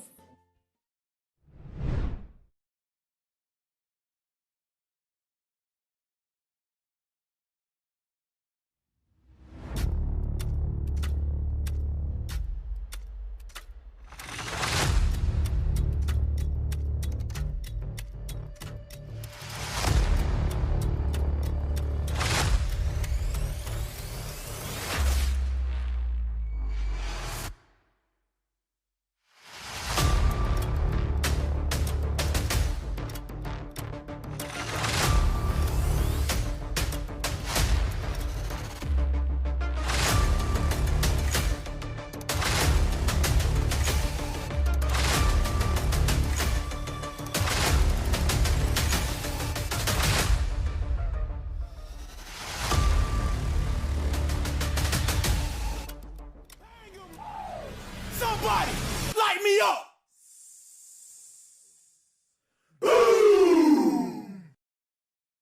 Hi, my name is Blake Montgomery, and I'm running for prosecuting attorney for Hempstead and Nevada counties in this upcoming May election. I grew up in Hope, and I love Southwest Arkansas. That's why I came back to start my own law firm. Through my practice, I've had the privilege of helping so many of the great people and businesses.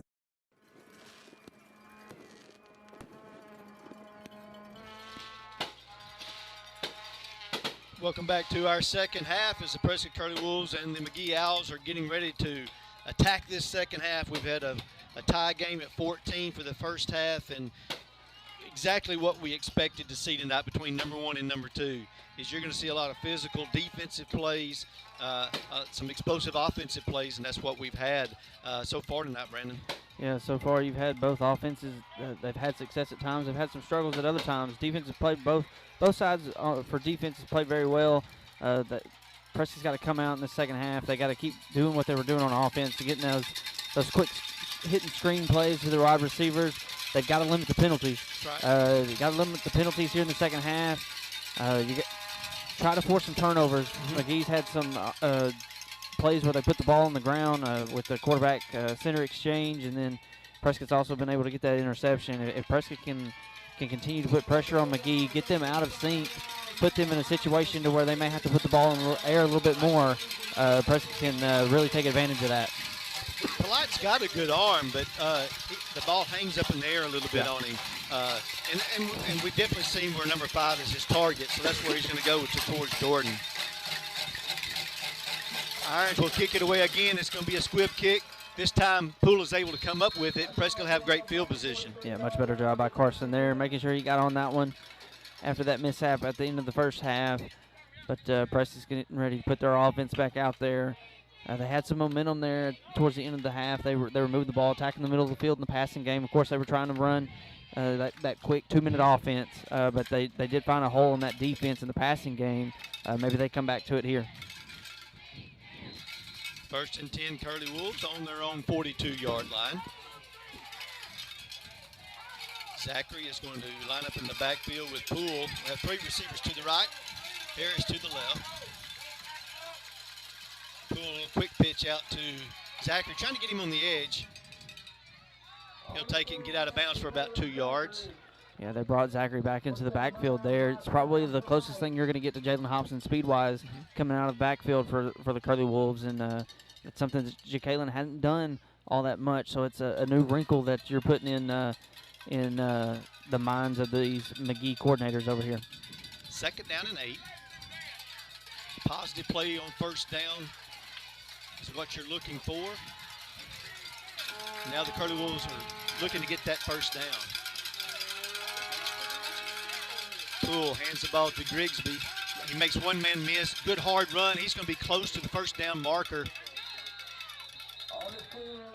Great job by Eric there, putting his foot in the dirt, cutting up field, and getting close to a 1st down. Prescott found some success there at the end of the first half in their running game. They didn't have a very good running game in that first quarter, but they kind of got some things figured out up front, and the offensive line has done a much better job. It is going to be a 1st down, gain of 8 by Grigsby into McGehee territory, so the ball will be marked around at the 48-yard line. 1st and 10 Curly Wolves, so good start for the Wolves here in the second half.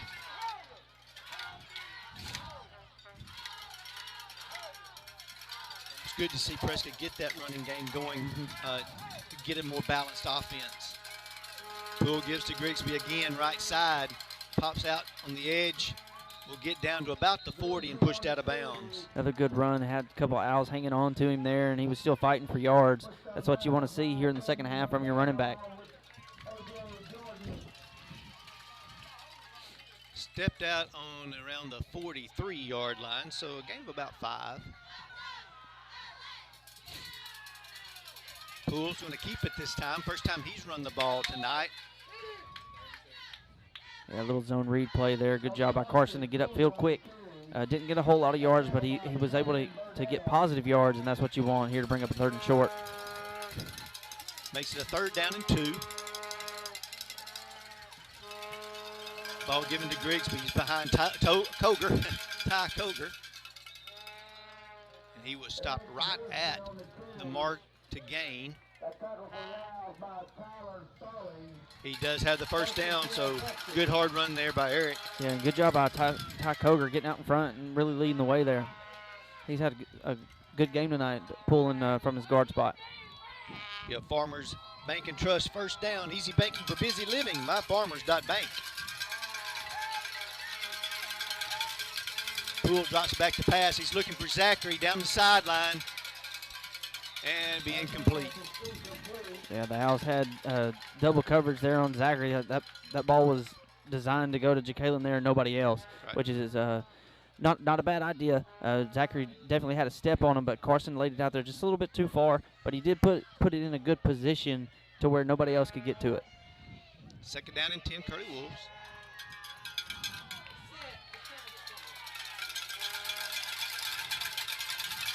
Poole gives to Grigsby. Oh, he's hitting the backfield and he's going to be dropped for a loss. Good penetration by number 51. Yeah, those Tyler Stallings and number 4, Kai Bell for the Owls there, making that tackle in the backfield. Going to bring up a 3rd and long. Prescott's got to have to do a better job up front. This is probably going to be a passing down for them. They're definitely going to have to give Carson some time. Loss of about 4 on the play, being up a 3rd down and 14. Looking to get some positive yards here. They've got Pettit out to the right side. Poole's under pressure, and he'll be sacked at the 50. Again, number 51. That's Stallings on the stop. Yeah, Stallings has made 2 good plays back-to-back to force a 4th and long here.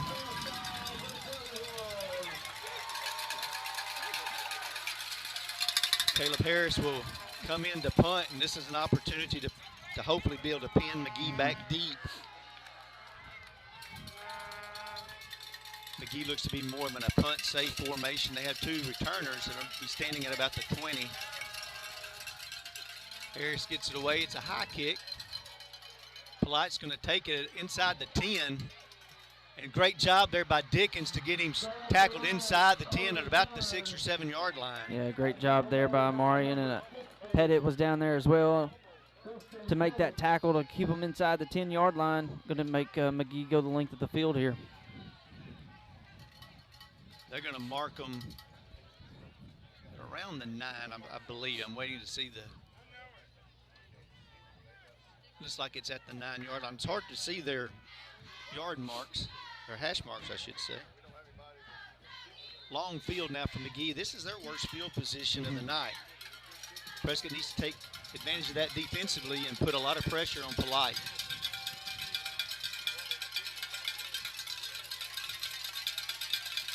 Ball handed off to Woodson. Good run by the fullback. Yeah, just a simple fullback belly play there. Quick hit and play for the Owls, and they've seen that on film that Prescott's had issues stopping the fullback straight up the middle. Got a good gain there on first down. Brings up a 2nd and 3.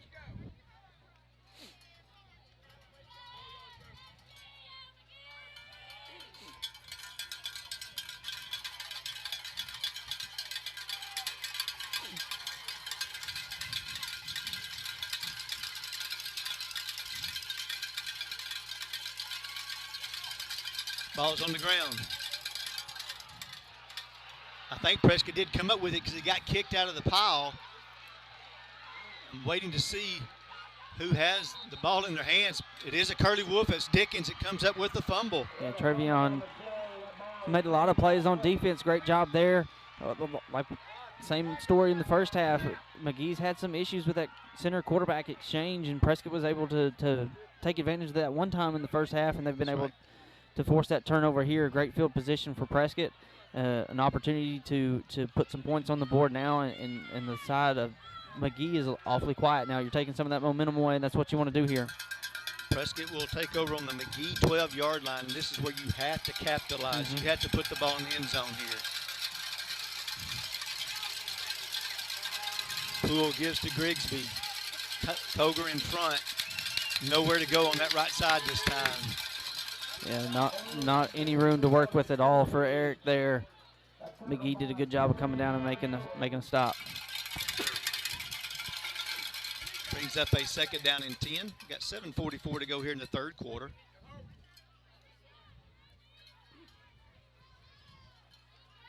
Poole talking with the coaching staff on the sideline to get the call that they want. Play clock down to 13 seconds. Prescott's going to have to hurry to get this play off. Everybody's got to get set. And it's going to be a delay of game. Did not get that play off. That was going to be a false start. But that was not a position where Prescott wanted to burn the timeout there. They would definitely want to save that timeout. But got to get that play in a little bit quicker.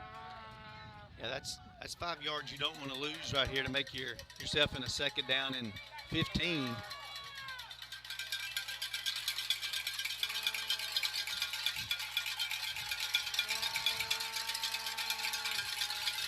Poole drops back to pass, looking for Dickens. Makes one miss, but then a good job by number 42 Barnes to make the stop. Yeah, they just couldn't get out. The lineman couldn't get out quick enough to set up that screen. That's a long ways for them to go. They ran that tunnel screen to the far side of the field, and McGehee read it. Third down and about 14. Gain of about a yard.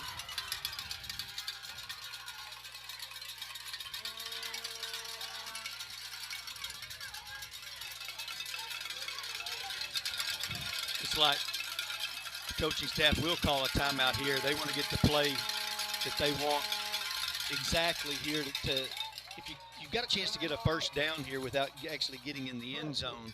So you want to make sure this is a positive play. You don't want to have another negative play here because you could possibly get a chance for at least a field goal. Mm-hmm. Yeah, and I even think that it's still 2-down territory. Your defense is playing good enough that you can put a little bit of pressure on them, that if you can get 5, 6, 7 yards here, you put your offense back out there with the ball on the 5. And Prescott has the receivers that can go up and make a catch. Mm-hmm. You've got Caleb Harris, you've got Amarian Dickens, you've got a couple of guys that can do some things in space. You don't have to throw it into the end zone here. Yeah. You know, you can throw it and just 5 or 6 yards and get some positive yards, and then you've got a lot more options you can do here on fourth down even. Yeah. And then of course you've got Grigsby and even Bradley coming out of your backfield that you can utilize as well. Absolutely. Third down and 14. 6:23 to go, third quarter. Game tied at 14. Prescott trying to get on the board first here in the second half. Poole drops back to pass. Looking over the middle, he throws it too high for Harris. It's going to be incomplete. And Poole just let that one go too high. Yeah, let that one settle a little bit, but I also think he held on to it a little bit too long. He was looking to go to Caleb the whole way, and I think Caleb would have had a better opportunity to catch that one if he would have got rid of it a little bit sooner. Makes up a fourth down.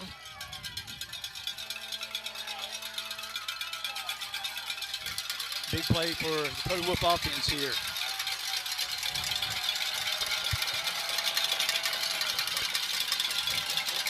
Two receivers to the right, 2 on the left. Poole drops back to pass. He's looking for Zachary. Zachary goes up, and it is incomplete. Yeah, looking for Zachary all the way on that post pattern. He had Brandon Bradley open in the flat. Would have been short of a first down, but good effort there by Jacalen going up and almost making a great play on the ball. So a turnover on downs for Prescott. Kind of starting like that first half did. Prescott had two possessions where they could really get things going, and McGehee had the same trouble as well. McGehee will take over this time on their 14-yard line.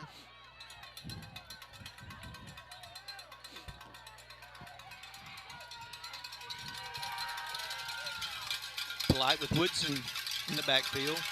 Pitch is going to go to Barnes. Gets around the left side, and he's going to be right at the first down marker before he stopped. And just another sweet play for the Owls. They've had a lot of success on that tonight. Prescott just hadn't had the answer for it just yet. will be a first down, so it's a 10-yard gain there by Barnes.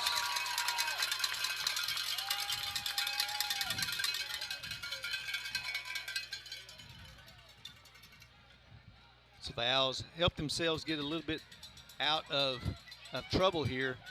You know, Prescott not getting that ball in the end zone a few moments ago really hurts.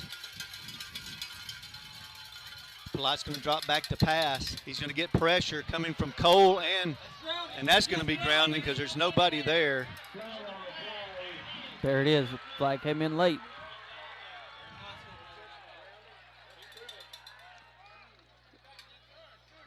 Intentional grounding, so that'd be a loss of down, and also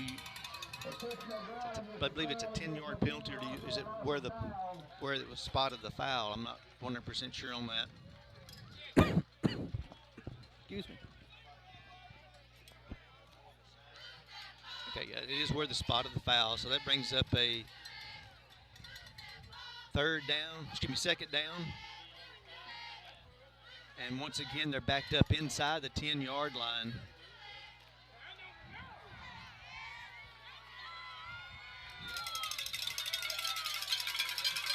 Dickens will come out to cover Jordan.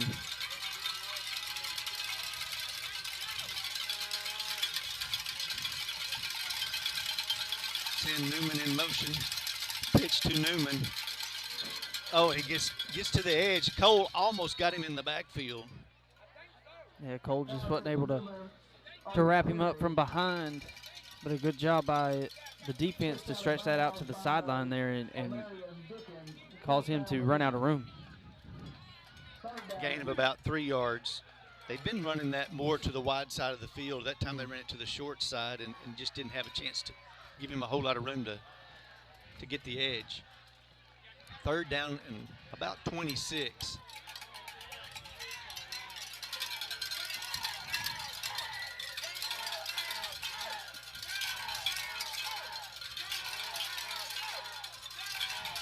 Prescott getting everybody set in the secondary. Doing a lot of communication. And McGehee is going to call a timeout here. So we have 5:23 to go in the third quarter, and McGehee will take a timeout. We want to thank our title sponsors, Bank of Delight, the biggest little bank in Arkansas, Casa Carlos, the best Mexican food in Prescott, Blake Montgomery, vote Blake Montgomery for prosecuting attorney. Brandon, both teams have come out here in the second half, and it's kind of been a brawl again. Neither team is really able to get things on track. They're moving the ball a little bit here and there, but are shooting themselves in the foot with either penalties or just some mistakes that are not able to, execute the way they want to. Yeah, and it's a big time game. They're playing extremely hard on both sides of the ball, and I think that's where the penalties are coming from. They're giving a little bit too much extra effort. It's causing some penalties. Both crowds are into it. Both teams are really fighting hard. They know what's on the line, and I think it's going to continue to be that way the rest of the night. A little bit of a back and forth kind of an offensive struggle. Defensive players are great right now, and it's going to be whatever team can figure it out on offense first. Right. Both teams are pressing a little bit, it seems like.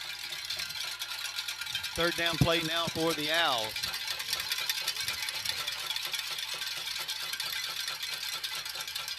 Ball given to Woodson up the middle. Good job by Bayless Price to stop him. And Bayless did a great job just getting an arm on him and slowing him down and was able to corral him. Bayless has made a lot of plays tonight in the middle of that defensive line. This will be their first punt of the night. Jordan will be the punter.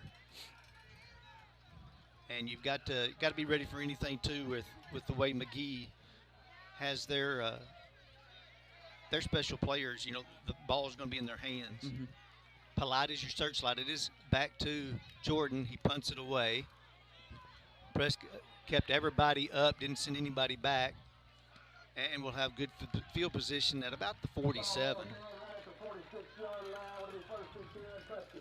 Yeah, Prescott's defense did their part there of stopping McGehee after that turnover on downs. Now your offense has got to come out.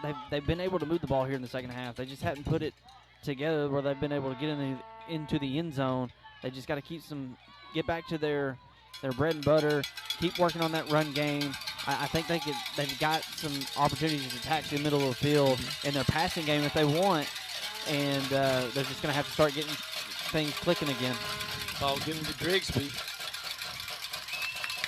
Good hard run by Grigsby there. He's going to gain about 3, 4. Yeah, great job by Eric. He's not content with going down on that first contact tonight, and that's what you want to see. 3-yard gain, brings up a 2nd and 7.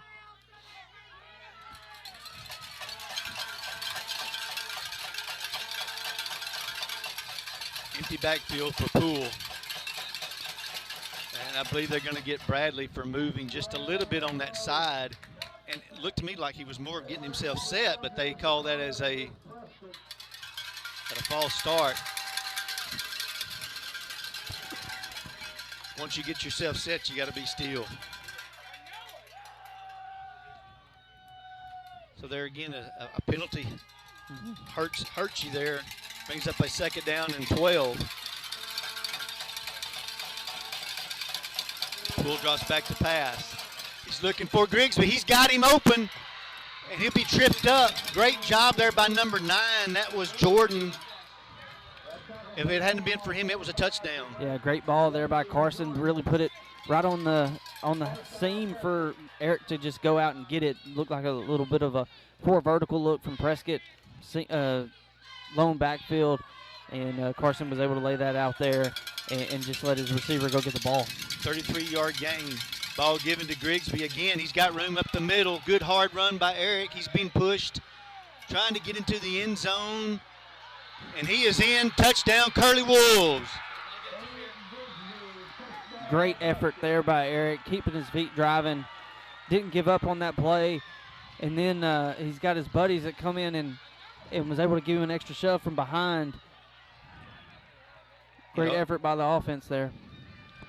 I don't know that I'm a huge fan of being able to do that, because I'm afraid that a lot of times you can get players hurt. But if officials aren't going to blow the whistle, you've got to keep playing. Zachary will be in the Wild Wolf formation. 3:32 to go here in the 3rd quarter. Prescott going for a 2-point conversion. They're missing some guys out there. Prescott late to get a man on the field. Zachary takes the snap. Going to pitch it to Poole. Looking for Zachary back on a throwback. And Zachary's got it for the 2-point conversion. Great job by Poole and Zachary. The ball was tipped. Great eye coordination by Zachary to pull it in. Yeah, just a little reverse pass there. Pitched it to Carson, and Carson planted his feet and threw it to Zachary there on that little wheel route. Great concentration by Jacalyn to still be able to bring that one in after a tip ball. Just a great overall play. Thank you to Dalrymple Crane Accounting, bringing you professional accounting services year-round. Hope Tractor, your local Kubota dealer. UAHT, your bridge to a brighter future. Herndon Fuqua, our family serving yours. Great job by the Prescott Curly Wolf offense to kind of get settled back down. That's the way it was in the first half. You know, it was a little sluggish on those first couple of possessions, but they settled back down. And now Curly Wolves will be kicking it away, and it looks like Caleb Harris will come out to kick this one off for the Curly Wolves. And the Owls are anxious to get the ball back. I mean, it's one of those things that neither team really puts their head down. They just get ready for the next play.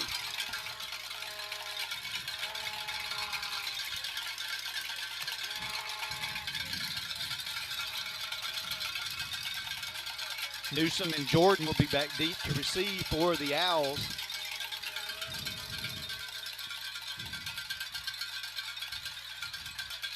Caleb Harris ready to put a foot in it.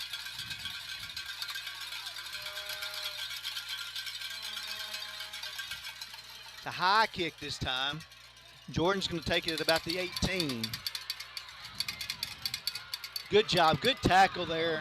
That was by Armani Tidwell. Yeah, good job by the kick coverage team there. Going back to that last drive for Prescott, you were able to get the ball back with a good stop by your defense. You go down and you get your team the lead. Now your defense can come out and they can play a little bit freer now. They're not as tightened up in what they're trying to do mentally. They can play a little bit freer, but they still got to come out with that same intensity. It looks like they brought in Carson Poole to play a little bit of safety here. Polite. He's going to keep it. Good job. Oh, Cole couldn't quite come up with the stop. But again, he slowed him up enough for the rest of the Curly Wolves to come in. Yeah, he slowed him down just enough for the rest of the Curly Wolf defense to get there. It was a good job by Armani Tidwell coming in and cleaning that up. Going to have a gain of about 3 yards, it looks like, so it'll be a 2nd down and 7.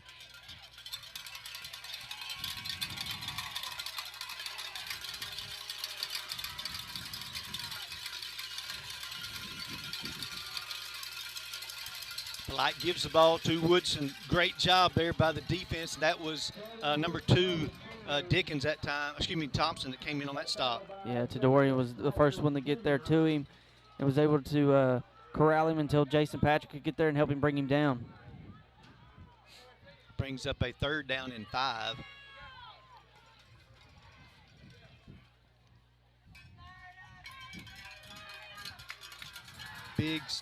Big play right here for the Curly Wolf defense.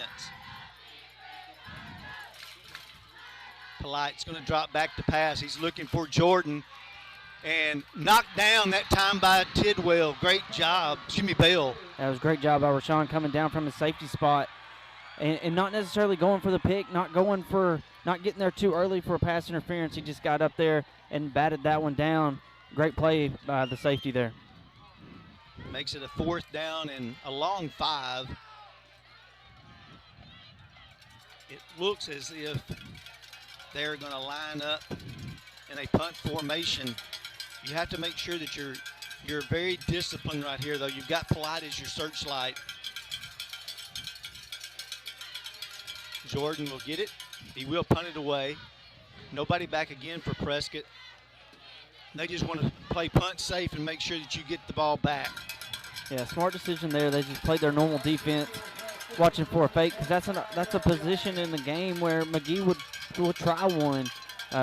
They've kind of sputtered on offense. They haven't had the same success that they had on that first possession that they had on moving the ball since that turnover. And Prescott's defense just stood strong, got the ball back for their offense. So far for the McGehee Owls in the second half, they've had a fumble, and then they had 2 punts. So Prescott now will have a 75-yard field in front of them, but a good opportunity here to move the football.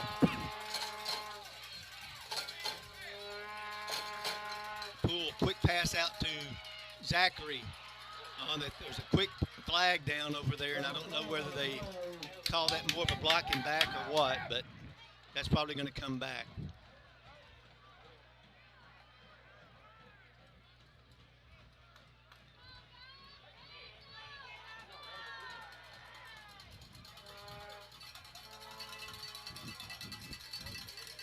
It's going to be a motion penalty.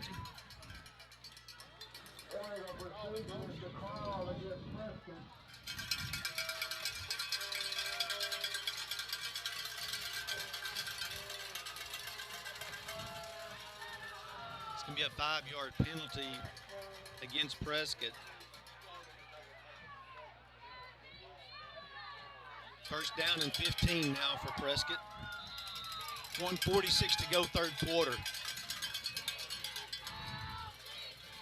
2 backs in the backfield now with Poole.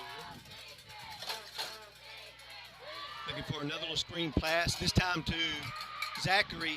Oh, he's going to get the sideline, and I don't know if they're going to catch him. He could make this one 80 yards. Zachary will be in the end zone for the Prescott Curly Wolves. Great screenplay. Yeah, great screenplay. It's not something that Prescott's run that much this year. This is a new wrinkle that they put in this week. They ran one last week and had good success on it. And that was a great job by Carson. You gotta give ground on those screenplays and then get the ball over the defenders as they're coming in. It was a great job getting the ball out to Zachary and then just letting Zachary make a big play like he's done all year. And to me, that's one of the hardest passes to make because you do have to have a lot of touch on it. And you're throwing off balance. Poole's going to drop back to pass. He's looking for Caleb Harris. He's got it. He steps in there for the 2-point conversion.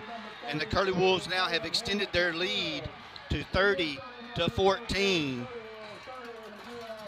Got 1:30 to go here in the third quarter. We want to thank Shelter Insurance. Let Eli Ratcliffe find you the right coverage at the right price.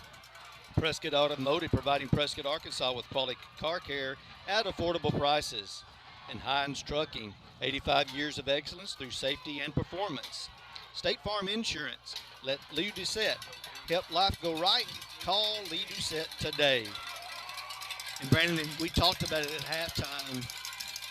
We kind of talked back and forth thinking that 17 points is a big advantage because then you've got a three-score game. It's 16 points right now. Prescott able to reach that 30-point mark. It's by no means you got a whole full quarter to play, but having that two-score game helps you, like you were saying a minute ago on defense, you can relax a little bit and play more aggressive. Yeah, you can relax a little bit on defense, and you're getting to a point to where there's still a lot of time left to go in this game, but you're putting pressure on McGehee. They've got to make a play. They've got to come up with the answer. They've given up two big scores, and now they've struggled here in the second half. So they've got to figure something out, and they've got to figure out something quick because you don't want to give Prescott the ball back here while this offense is clicking. Prescott was offside that time, so that's going to cost Prescott 5 yards, and I saw it coming.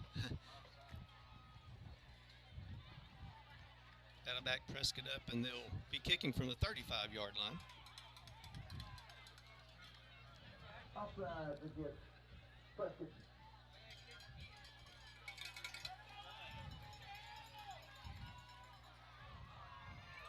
Prescott hasn't had as many of the big penalties in the second half, but they're still having a lot of these 5-yarders that can come back to haunt you if you're not getting it cleaned up.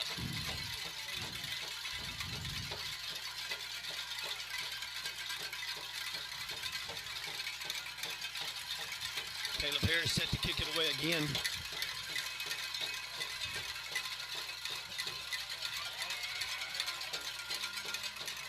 Caleb gets such a running start. Nice kick that time. It goes over the head of the Owls and into the end zone. And the Owls will take over at their own 20. First time we've had one into the end zone tonight, and that's a big advantage for you to back a team up where they've got to go 80 yards. Yeah, definitely, especially with a team like McGehee who doesn't want to put the ball in the air unless they have to. And you're putting more pressure on that offense to come up with something, to come up with a play to get some momentum back on their side. Defense for Prescott's got to keep playing strong.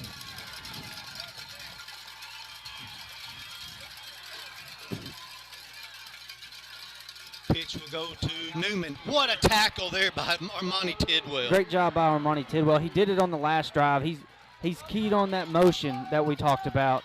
And they're bringing Newman in that motion, and then they're pitching it out to him. But Armani read it perfectly, jumped the snap, beat the wide receiver, and got into the backfield and made a huge hit on Newman. And the thing was, I mean, he's given up 50 pounds, without a doubt. And he went low. He made a solid tackle, and that's what you want from your smaller guys. You've got to tackle their legs. I can remember many years ago, back in around 1995, when Rashad Johnson and that particular team was making their run to their state championship. He was one of the best tacklers at a corner that you'll ever find. He always made solid tackles, and it was a big help. Matter of fact, that team came here to McGehee and played one of their games in order to get to that state championship that year.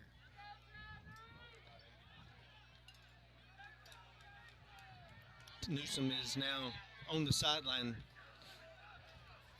and I don't know if he got hit on the shin or where, but Tidwell was definitely, he went low to wrap those legs up, which is exactly what you have to do with his side. Yeah, it was a great tackle by Armani. Hopefully Newman will be okay. 1:05 to go now, third quarter.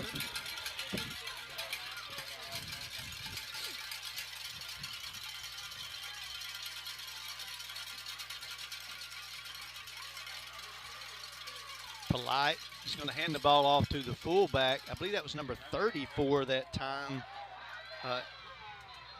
Jacqueline Easter.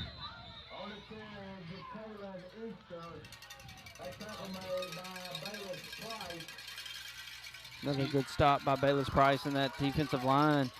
Prescott's D-line has done a much better job here in this second half, filling those gaps and stopping that run right up the middle. 5-yard gain makes it a 3rd down and 8. The Dickens and Tidwell will swap sides. Last play here, the 3rd quarter. Quick pass out to and a late flag. It's going to be a false start on McGehee. Back them up 5 yards. Got 7 seconds to go, 3rd quarter. I didn't see the motion. It must have been on that outside. I was watching. Yeah, it was on that far wide receiver. If they wouldn't have called it, they should have called holding on the slot receiver. 3rd down and 13.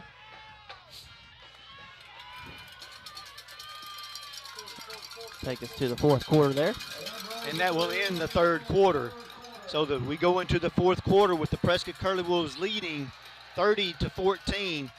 A huge 3rd quarter there for the Prescott Curly Wolves. We want to thank Brazil Cornish, the funeral home. We care. No Way Pulpwood. You hug them, we cut them. Authentic American Lager. PSC Spray Services, pesticide, herbicide, and aquatic application for residential and commercial. And Farmers Bank and Trust. Easy banking for busy living. MyFarmers.bank. Well, you couldn't ask for a better 3rd quarter for the Curly Wolves. Things were a little sluggish on those first couple of possessions, but they really got things kind of centered in and were able to get 2 touchdowns on the board and keeping McGehee out of the end zone. Yeah, defense played great, holding them scoreless there.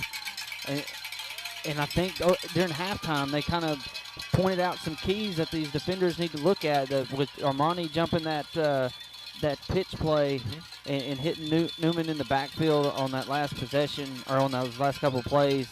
And I think that Prescott's made the adjustments up front on that D-line to stop that run game a little bit more.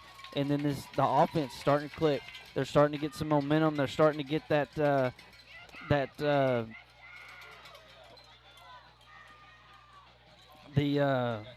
I'm sorry, I lost my train of thought. You'll figure out the word in a minute. but kind of that, they're just meshing together better than what they were in the first half. They've got the running game going. They've done a much better job up front on that offensive line, opening holes for Eric. Eric's still running hard. Pitch out to Easter. He breaks a tackle. He'll get a 1st down. A big carry there by Easter. 3rd and about 12, and he gained about 14. That puts the ball out at the 34-yard line. 1st and 10 now for McGehee. And now the clock is what everybody will be kind of putting their focus on. Prescott needs another stop. If they can keep McGehee out of the end zone here on this possession, it will help Prescott when they come back on offense. Polite's going to keep it. Good job there by Burton to turn him back inside, but there was a false start again against McGehee.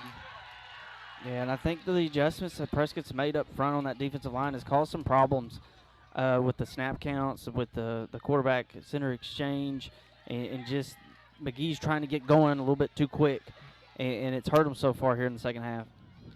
Be a 1st down and 15.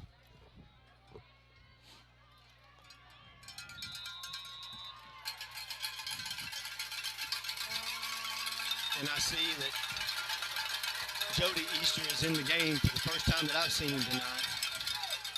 He's going to get the fake, the throw, and it's going to be incomplete to Jordan.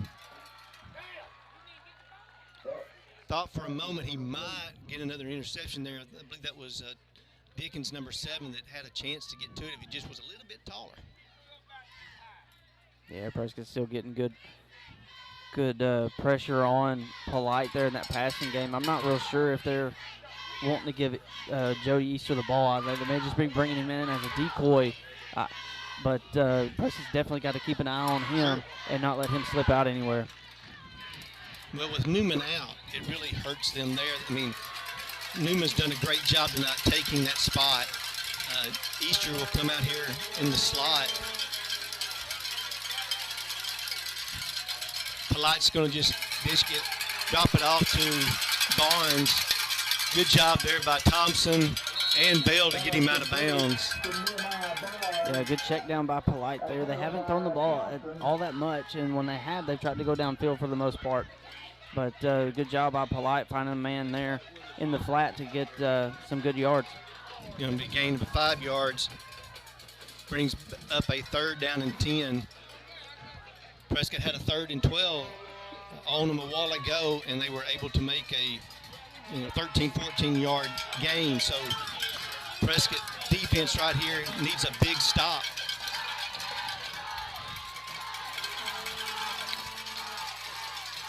Polite looking to throw. Harris is there. Oh, and he does get him dropped at the 20. That was a great job by Caleb, putting pressure on him from behind. Almost let him get away when he tried to reverse field. But a great job by that defensive line getting in there and putting pressure on him. A loss of 14 yards will bring up a 4th down. And they've got to punt it here. There's still 10:40 to go in the ball game. They can't afford to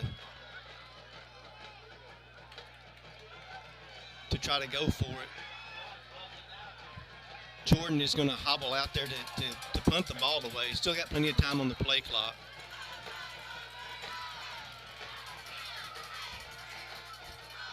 He gets it away.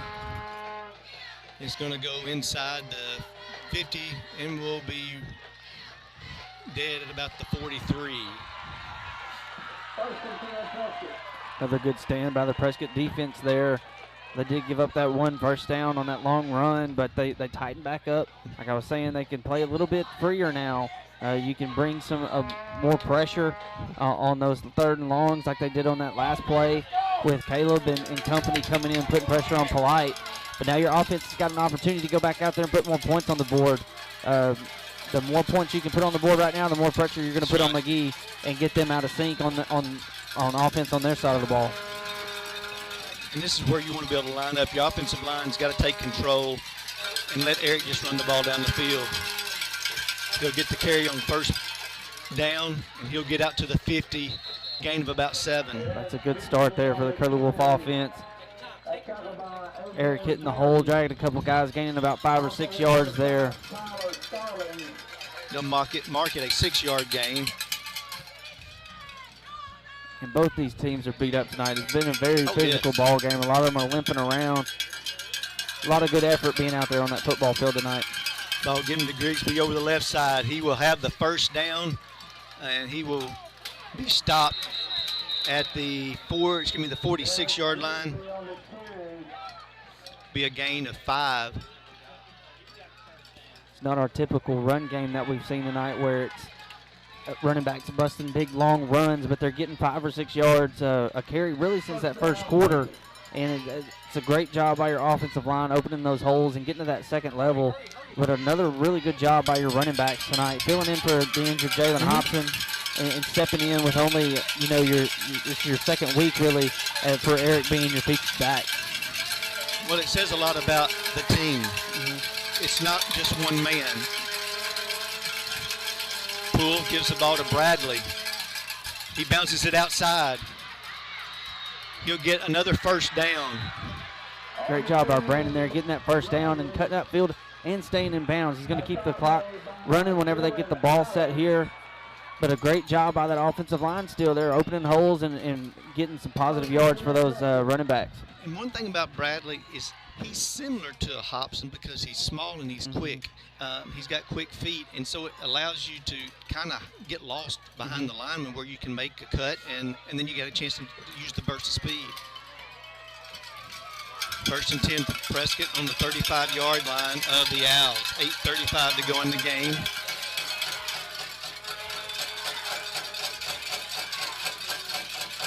Ball given to Bradley.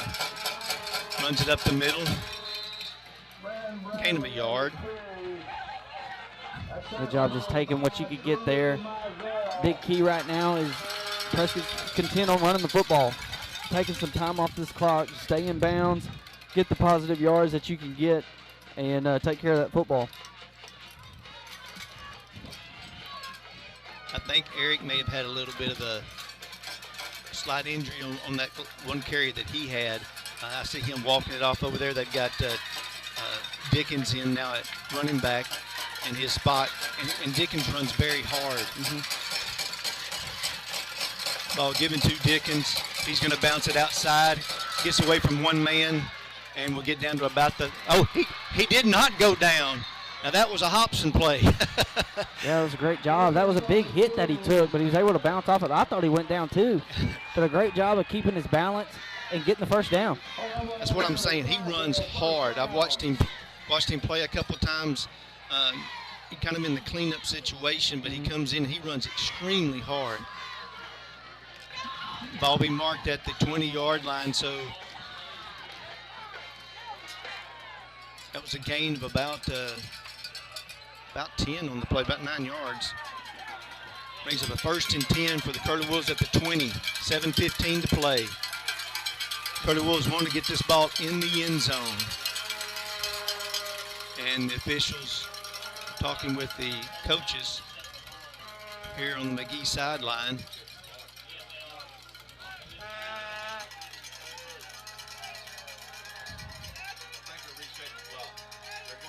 $7:28 is what they're going to set the clock at.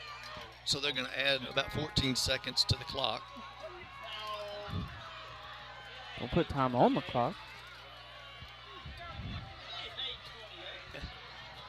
And they need to get it.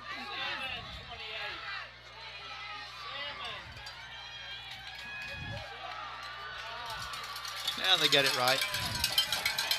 Prescott ready to go when officials make the play ready.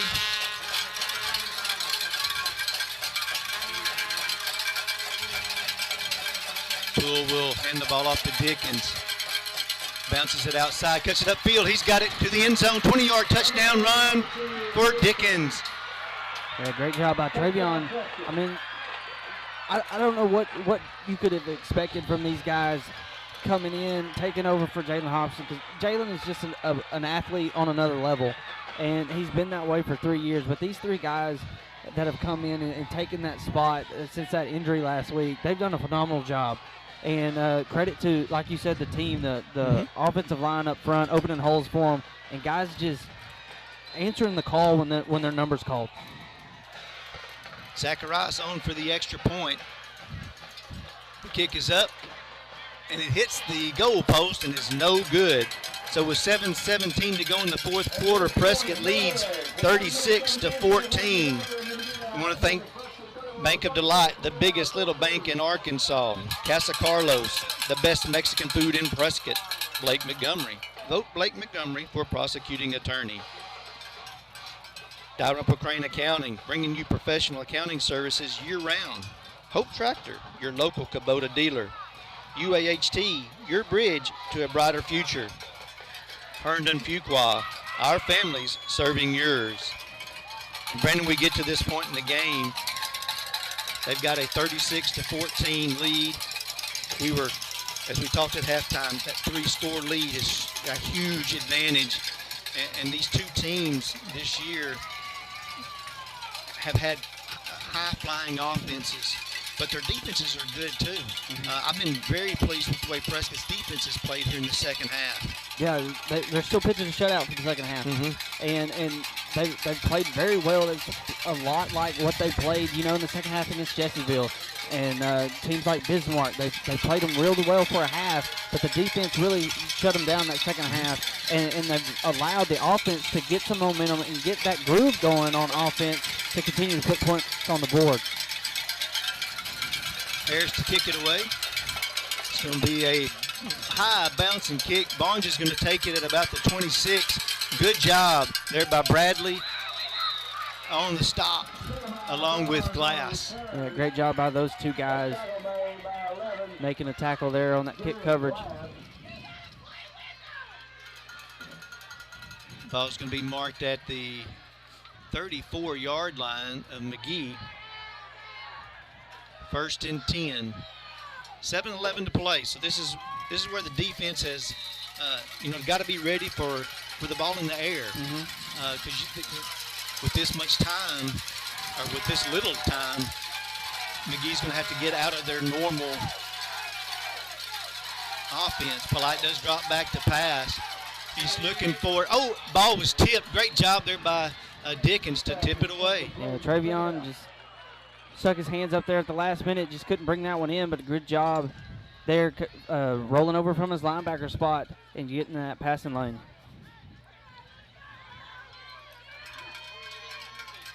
Secondary so far tonight has done a good job of covering. We heard a score at halftime that Harding Academy was up big at the half. I think 49-14 was the score at the half, and we know how explosive their offense can be.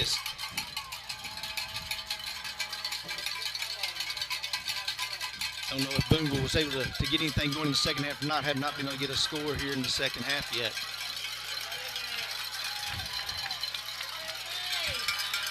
And there's going to be a delay of game. That will back up McGehee 5 yards.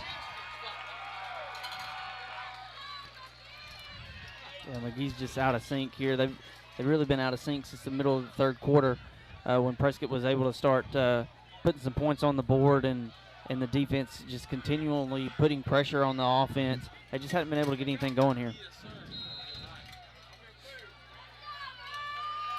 I know that Dickens is going to stay man-to-man with Jordan wherever he is.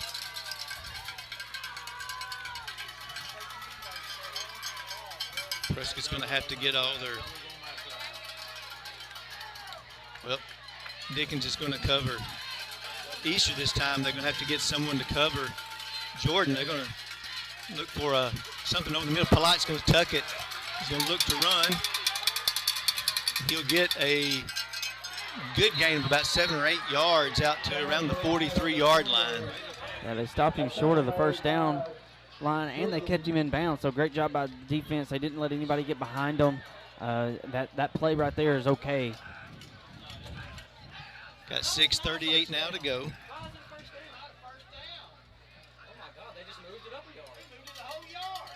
Wow, they. So they are going to give them first down. Yeah, it was not a first down. No, they gave them 10 yards on that play because it wasn't a first down. 1st and 10 now. Polite's going to roll out to his right. Price and Muhammad on the pressure. It's incomplete. Pass intended for Woodson. Yeah, there was a lot of things going for Prescott on that play. Either Jason Patrick was fixing to lay a big lick, or Muhammad was going to get him a sack, or Bayless Price, either one. Great job continuing to put pressure on the quarterback and playing good coverage in the secondary. 2nd down and 10. And one of the things I was watching Bayless on that particular play is he didn't overrun it. Because he knows that Polite can spin out on you and get back outside on you like he did on the previous play.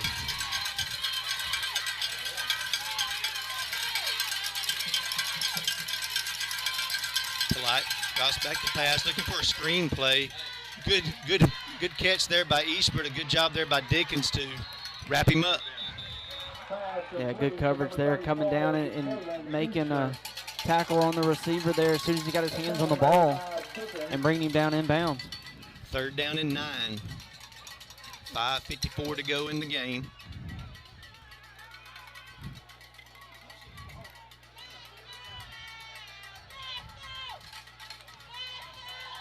Number 2, Dylan Allen has good size, but they haven't really targeted him, but he's got a good height.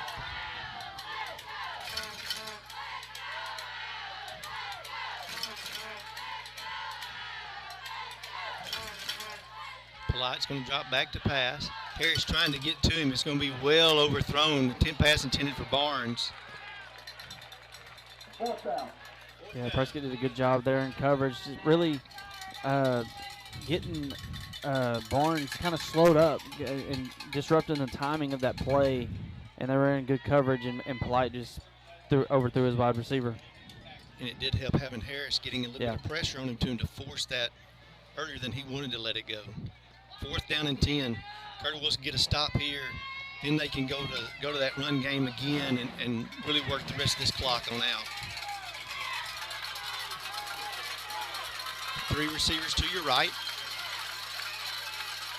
Polite drops back to pass. Harris gets to him. He's going to get him. Oh, it just doesn't get him down. Harris will get him stopped, though, inside the 30. Great job by Caleb Harris. Yeah, Caleb has done a great job. Like I mentioned earlier, whenever he hasn't played defensive end that much this year, but whenever he's come in, he's been able to make a difference. He brings a little bit of a different look defensively from that defensive end spot, and that's 2 great plays by Caleb Harris back-to-back. Loss of about 17 yards, and we'll set Prescott up in McGehee territory at the 28-yard line. 5:11 left to go in the game. Thank you to Shelter Insurance. Let Eli Ratcliffe find you the right coverage at the right price. Prescott Automotive, providing Prescott, Arkansas with quality car care at affordable prices. And Heinz Trucking, 85 years of excellence through safety and performance.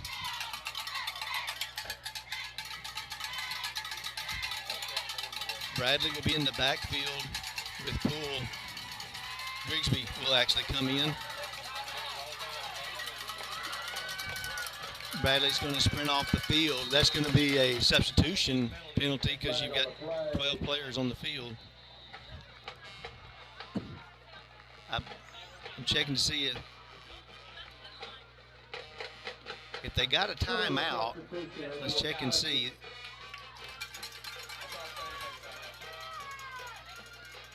They can call a timeout to avoid the penalty. It's up to see exactly what they're going to go ahead and mark off the penalty.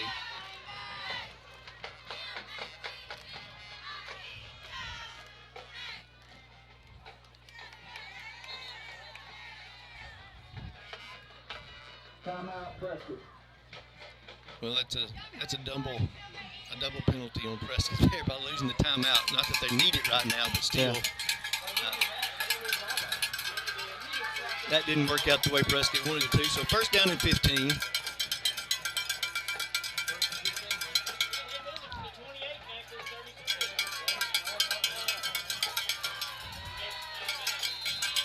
Poole waits for the snap. Ball given to Grigsby. He's going to bounce it to the right side. Not a lot of room. He gained maybe a yard.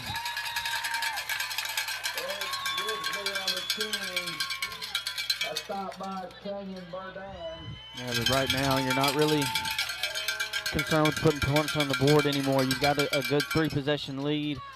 Right now you just want to eat as much clock off as you can and really put this game away. And Prescott's in a huddle. Yeah, something that I hadn't seen since my 7th grade year, I feel like. Bradley now in the backfield with Poole. Ball given to Bradley. Just looking for a little bit of room. Try to gain a yard or 2. Good job by Brandon. Just getting a few extra yards. You got a 3rd and long. You just want to keep the ball in play, not go out of bounds, and just continue to work this clock here. Brings up a 3rd and 13.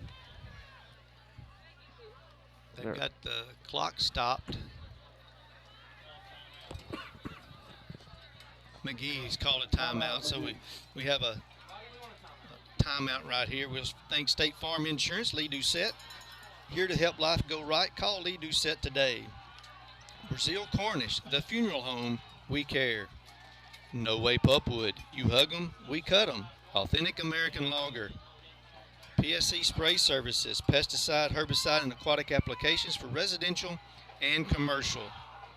And MyFarmers.bank, easy banking for busy living.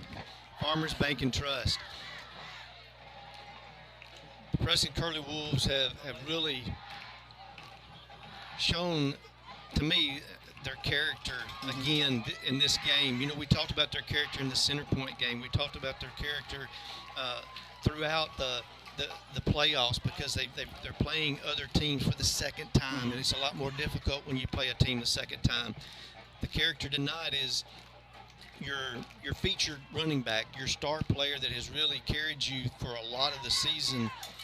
He goes down on the first play last week, and Prescott never misses a beat.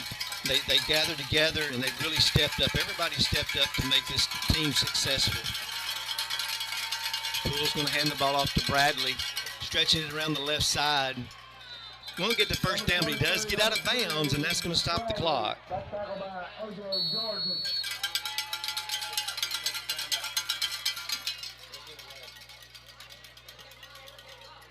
Timeout, McGehee. McGehee takes a timeout, and I thought he ran out of bounds, but maybe he didn't. We got 4:06 to go in the game, and now what do you do offensively, Brandon? Do you line up to punt it? Do you go for it here on a 4th and 10?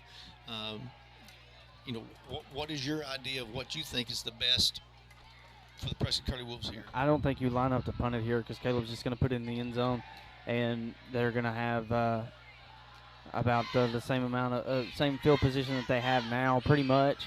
But I think if you get your running backs out there and you get your O-line to get you a good push, you can kind of not necessarily have to get the first down, but just get a few extra yards, pin them back a little bit deeper. McGee's out of timeouts now, so they're not going to be able to stop the clock. And your secondary's played so well all night long that I've got faith in them that you can put them back on the field.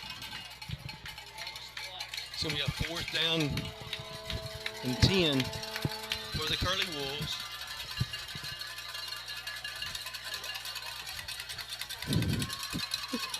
Poole's going to give the ball to Dickens. It's going to be a reverse. Zachary's trying to get the edge. He stays in bounds, and then he's thrown out of bounds at the 25. He won't get the first down, but he takes more time off the clock. Yeah, it takes a little bit more time off the clock. Going to get a few extra yards, like I was saying, and just pin them back a little bit deeper, but a little bit of a trick play that Prescott's trying to pull to get that first down so they can eat some more of that clock. It's going to be 3:56 to go in the game. McGehee has no more timeouts. So Prescott just needs to do everything they can to keep everything in front of them and get them down in bounds so that clock stays running. Last year, Prescott allowed McGehee to score 2 touchdowns in less than a minute. And with an onside kick sandwiched in between there, they don't want the same thing to happen tonight. Easter will get the pitch. He's going to look to throw. It's a pass over to Polite. He's got it. Good job by Dickens to get him down in bounds. It will be a first down. There's a late flag. Oh, goodness. I don't agree with that. No. But good play there by McGehee, just trying to salvage what they can right now, trying to get a big play and try to get a quick score like you mentioned, like they did last year. But they're going to call a horse collar on that? Yeah, 15-yard penalty to add to it. I definitely don't agree with that. No. It's gonna mark the ball at the 33-yard line. 1st and 10 now for McGehee. So they've got some momentum. They've got a little breath of life here, and Prescott's defense can't think they've got this won. They've got to stay focused. Polite's going to roll out to pass. He's looking for Barnes out of the backfield. Oh, and it was taken right out of Dickens' hand. Great catch there by Barnes. Yeah, great catch by Barnes. Good coverage. Just couldn't knock that one away. And Prescott's letting McGehee get a little bit of life here. It's too reminiscent of last year. We got 3:20 to go in the game.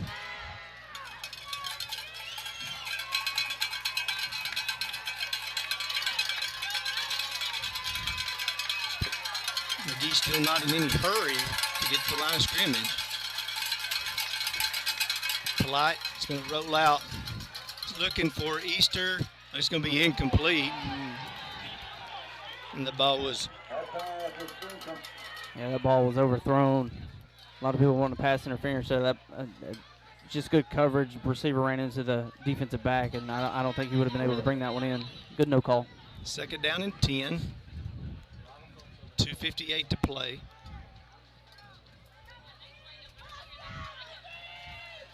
Easter is doing the best he can out there for McGehee to try to make something happen for the Owls.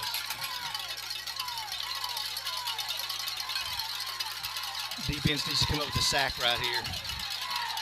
Polite's going to drop back the pass. He's got plenty of time. He's looking for number 12, and it's going to be incomplete. Pass was intended for Cox.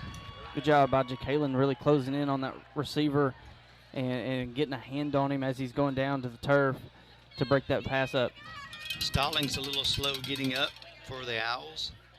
He's played a really good game tonight, especially defensively. 2:51 to play. Third down and 10. Ball at the 15-yard line. So the Owls can get a first down without getting in the end zone.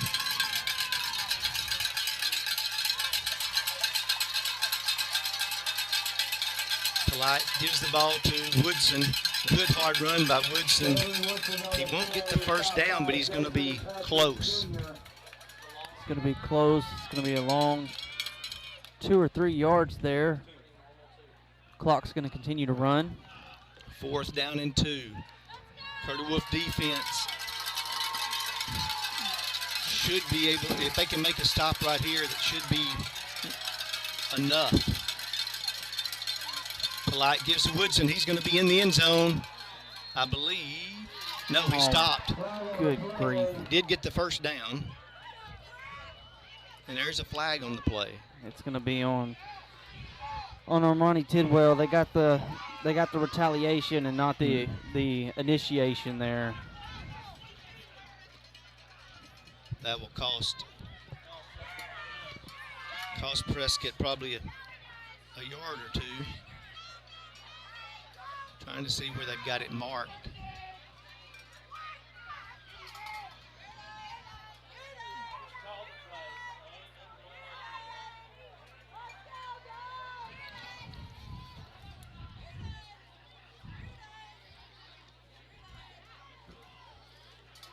Going to make it first and goal. The ball's marked at about the 1.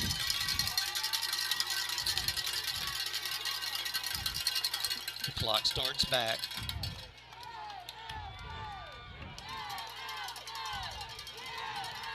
Polite is going to pitch it to Woodson, and he's going to be stopped. That was Patrick, and he made an excellent stop right there. Yeah, great job by Jason coming in there, making a big stop, keeping him out of the end zone, and keeping this clock running. Down to 1:50 to go.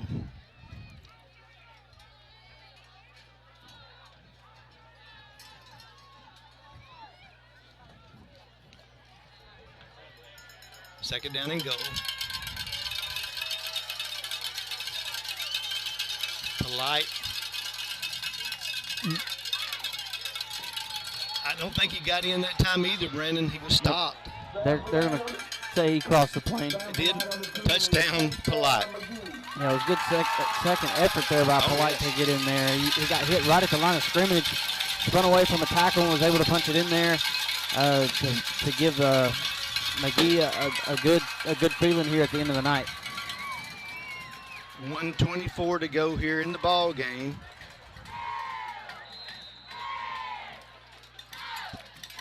The Owls will line up to go for 2. This is an important play right here. Mm-hmm.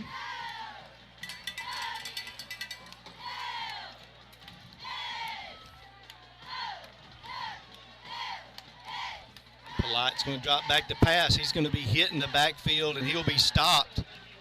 And the 2-point conversion will be no good. And that's important is because now Prescott still has a 16-point lead, leading now 36-20. Yeah, great job by Muhammad that got in there first, I believe. That's who that was. He just wasn't able to bring him down, but the rest of the defensive line was able to get some penetration and bring Polite down in the backfield. Prescott's got to be ready for an onside kick here. That's right. Got to have your hands team out there ready to go and jump on this ball quick. We want to thank our title sponsors one more time tonight. The Bank of Delight, the biggest little bank in Arkansas. Casa Carlos, the best Mexican food in Prescott. And Blake Montgomery. Vote Blake Montgomery for prosecuting attorney. This will be our last broadcast of the season. We won't be allowed to bring you next week's game if Prescott's able to reach the finals. As long as they can close things out in the last minute and 24, which we're expecting them to do. Don't know exactly who is ahead in that other game tonight, but I don't know about the rest of you, but I plan on being in Memorial next weekend if Prescott can win this game. I want to see how they play next week. Irons will be on to try the onside kick. Ty Cover, Jason Patrick, Bradley, Avery Hubbard, Jerry Glass. The ball is being angled to kick it this direction. I expect to see a big bounce. Kick is away, and Glass goes and gets it, and he secures it. Great job by Jerry Glass. Yeah, great job. Got it on that big hop. The front line did a good job of not trying to go up and catch anything like that on that big hop, but good job by Jerry to just bring that one in and go to the turf. Prescott will take over at the 46-yard line and should have the opportunity to take a few knees, and this game should be in the book.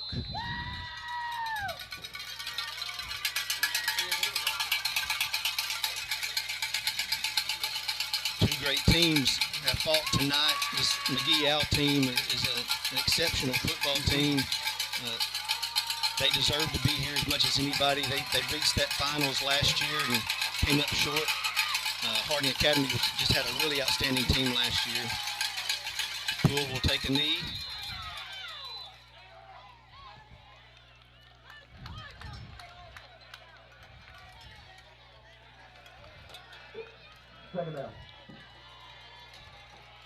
We want to thank you for this season, for joining us on SWART.today. We've enjoyed bringing you these games here week in and week out, and for the last few years. They're a lot of fun for us to help our community, and we want to thank the sponsors that we've led and talked about all season long. Make sure when you have the opportunity to go out and visit those businesses and let them know that you appreciate them very much.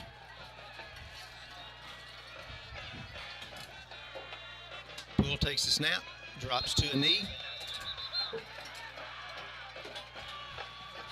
32 seconds to play, and they will not have to take another snap. And the Prescott Curly Wolves will make their way to War Memorial next week, and they will face either the Harding Academy Wildcats or the Boonville Bearcats. Based on what we've heard at halftime, Harding was up pretty big, so that's who we expect to see as the opponent next week. Prescott and Harding had a great game a couple of years ago in the semifinals. And, Harding Academy is trying to win a state championship for 3 years in a row. But this Prescott football team came out tonight and really played a great game as a team. Mm-hmm. Yeah, they played a very good game as a team. The new trio of running backs that's come in to fill in for Jalen played tremendous. I really like to see that they made adjustments at halftime, mm-hmm. and this team got better in the second half. They didn't have a drop-off. They didn't get complacent with the way they were playing, and they made a team effort to put this game away, and they did a great job. Hats off to McGehee. They've had a great year. They played a great, hard, physical ball game tonight, but happy to see Prescott come out on top and to see what they can do next week. One of the things that I like seeing is the Curly Wolves, they've gone over and talked to Easter for McGehee and patted him on the back and really letting them, they respect him a lot for what he did last year against us and what he's done all season long. Nobody likes to have a late season injury, but we know what it's like. I mean, and Jaden Hobson being out and Easter being out too, it's just it's commendable for both of these teams to let each other know that they appreciate each other, and they know that they each work hard, year in and year out. These are two great schools, two great programs. Well, for Jim Honey and Brandon Honey, we're done for the season. Swart.today is going to, we plan on having some type of a link on our website so that you can watch the game next week. We hope that everybody will travel to Little Rock, support this team. It's going to be noon next Saturday, and hopefully it'll be pretty weather, and we can go up there and root on the Prescott Curly Wolves. We thank you for joining us on Swart.today this year. We appreciate each and every one of you for watching us and supporting us. Until next year, God bless, and y'all be safe.